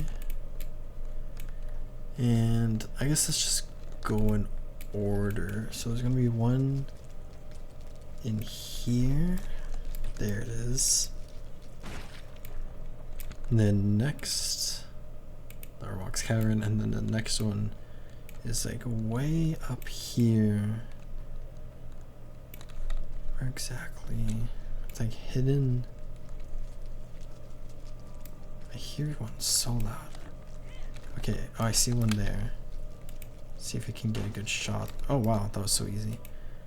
Okay, and then, oh, okay, there is one inside of the building itself where it's right behind the bed. I did think I heard one when we came in, but this should be the final one that we need, and then we completed this achievement. And it took me like an hour and a half minus a little bit of waiting for nighttime. So it's definitely a lengthy adventure, and I did kind of just like run around the map and not really go in a specific order. But here's the last one. Shoot that. Lion's Arch Exterminator completed, and we got Princess and a mastery point, which is very nice. But this waypoint back to Trader's Forum, and then I should have some Dragonite ore in my bank, and I think nowadays you can actually just use the ones in your bank, where you used to have to like double click Princess every time you wanted to do it. Now it opens like a merchant vendor, and you can buy like multiple at the same time. So let's open this, and we have 516 Dragonite ore. You can buy 5 a day, so let's go ahead and just buy 5, use up a stack of Dragonite ore. And then we can open this. We got 64 copper and some chickpeas, which are account bound. Some more. We got some unidentified gear, some random stuff.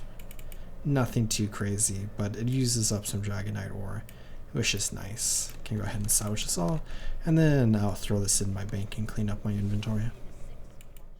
But now let's go ahead and do another achievement, where if you come into the achievements page here, and then I believe it's called History Buff, you can go ahead and find this achievement, which I already progressed a little bit of, and I can go ahead and track it, where we can do something really cool, where there are 3 Guild Wars books, which 2 released between the events of Guild Wars 1 and Guild Wars 2, those being Edge of Destiny, following Destiny's Edge, and Ghosts of Ascalon, following like a group of heroes who did a bunch of stuff in like the Ascalonian catacombs and related to the Claw of the Connor. Both really interesting books. But there is a 3rd book that released, or it was planned to originally release around like the same time as the other 2 books, but it ended up being released like after Guild Wars 2 fully released, and that is Sea of Sorrows, the book named after the Sea of Sorrows here, and it's very pirate based, focused around Lion's Arch, and is basically an introduction really to Zaitan. So we can go ahead and actually experience something really cool that Arena put into the game, where they have some plaques that commemorate Cobalt Mariner's life, and you can go read all 12 of them, 11 of which are in Lion's Arch, and 1 is in Malcor's Leap, and it is something that we saw a little bit of when we were there in a past episode. But we can go ahead, just complete this achievement, and we can get the Sea of Sorrows book itself, where we can just get 5 spirit shards from it. Nothing really too important. But just like many other achievements, you can find some good resources on the wiki, which I'm just looking at a map for where all of the Mariner plaques are right now. And I'm going to try to go in order from 1 to 12, and I'll go reread number 11 again. But here's this. The Morin Memorial honors those who died defending Lion's Arch. Osh Morin, captain of the Salmon's Grace, fought with Cobalt Mariner against the dead ship Harbinger. He went on to become one of the original members of the ship's council. So now we have 2, and the other one is on the other side of this lobster here. So we just run this way, try not to fall into the water. And then, is it going to be on the ground? I think it's going to be up, actually. I kind of remember where it is. We also have Lion's Arch historical marker, and I think this might be a spoiler. Close your eyes for just a second.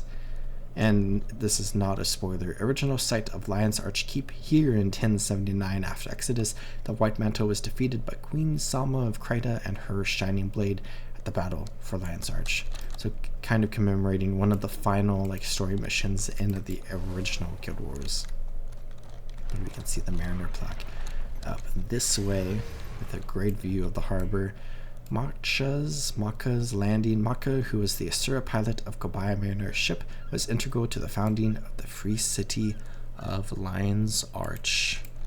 And then also very close to these 2, we can go ahead and head up towards, I think it's going to be up by the Captain's Council area.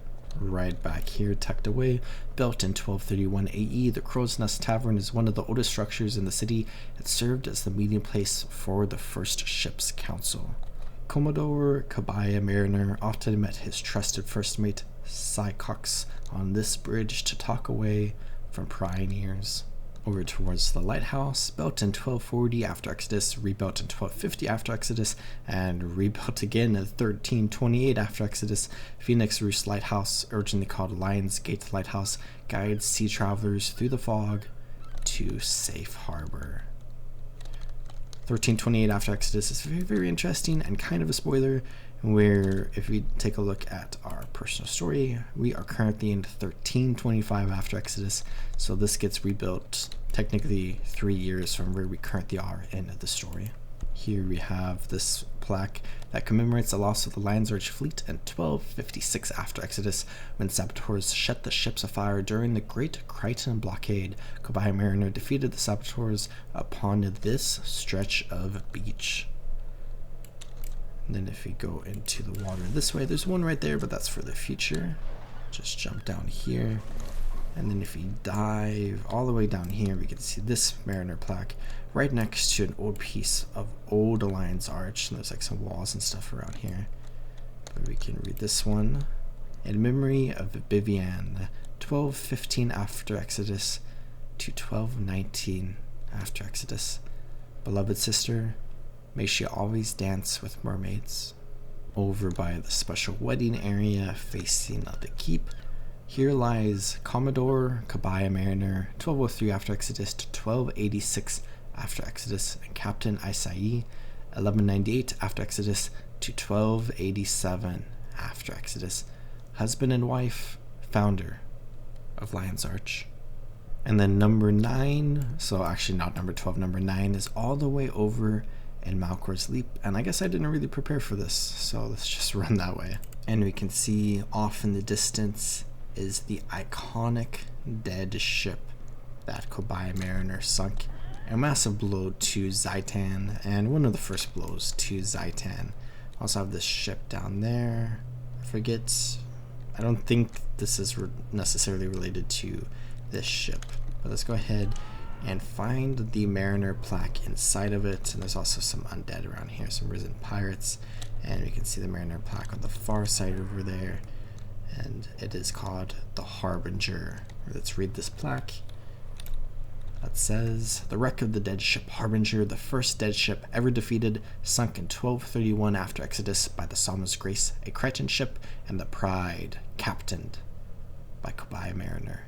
And then this plaque, here lies the wreckage of the Pride, once captained by Kabaya Mariner, and the remains of the Maul, an undead Leviathan.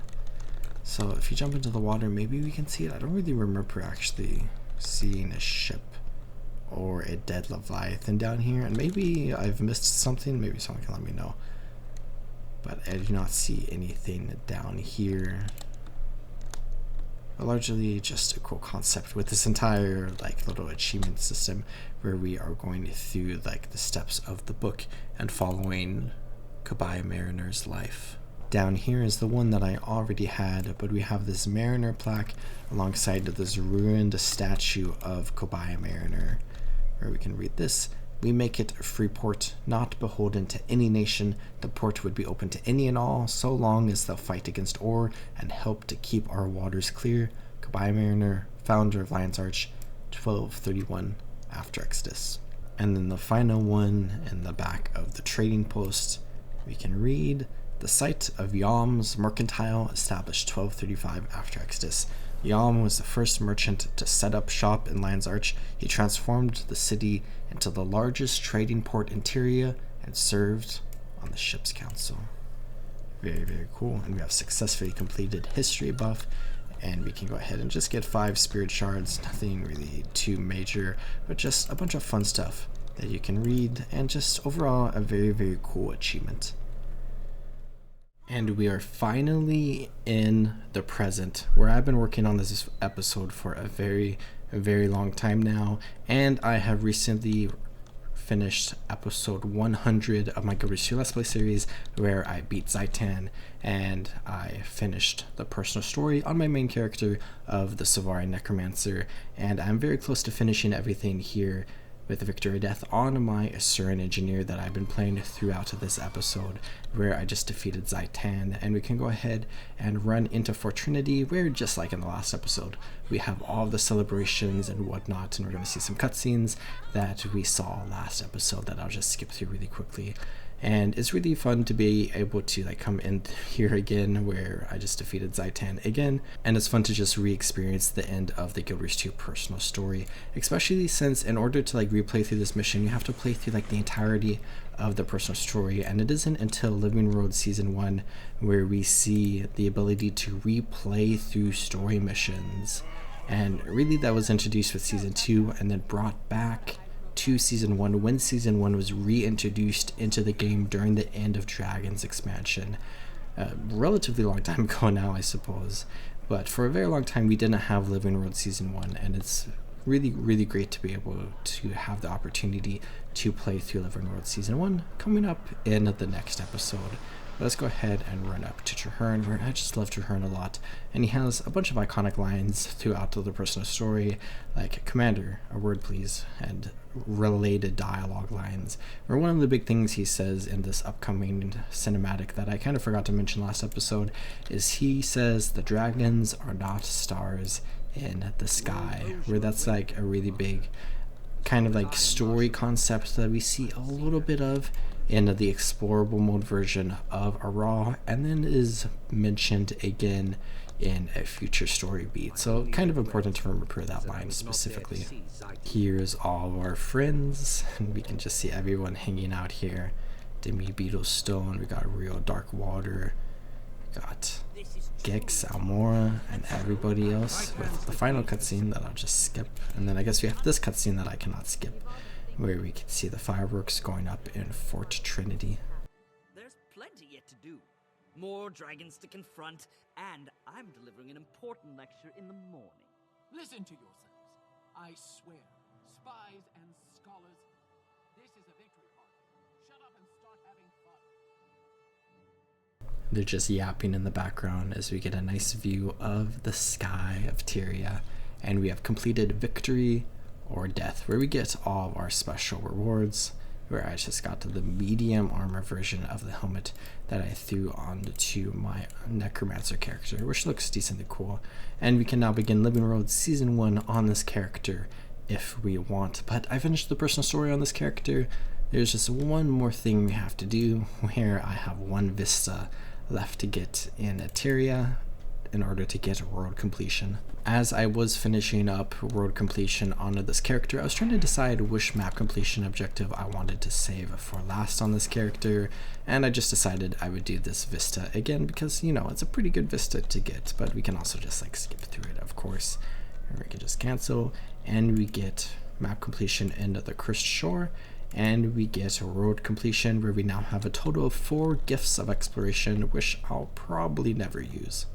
But that is the personal story, and that is road completion all completed. Or I guess let's return to Soar and Draw, and we can go ahead and just end this episode, which this has been an incredible episode to play through, where I've spent a lot of time working on this episode, and it's really just a bunch of random stuff thrown together, where I just did a bunch of things throughout the Guild Wars 2 like personal story and other parts of vanilla Guild Wars 2, just to like look at some more stuff and finish up some more stuff as like bonus content, and where this has definitely been a lengthy episode, and I am excited to release it, but I'm also really excited to begin Living Road Season 1 next episode, where we will begin with the story mission, New Friends, New Enemies. But thank you all so much for watching this episode.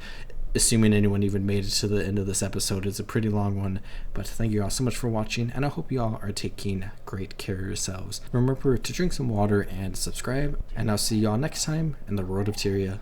Goodbye.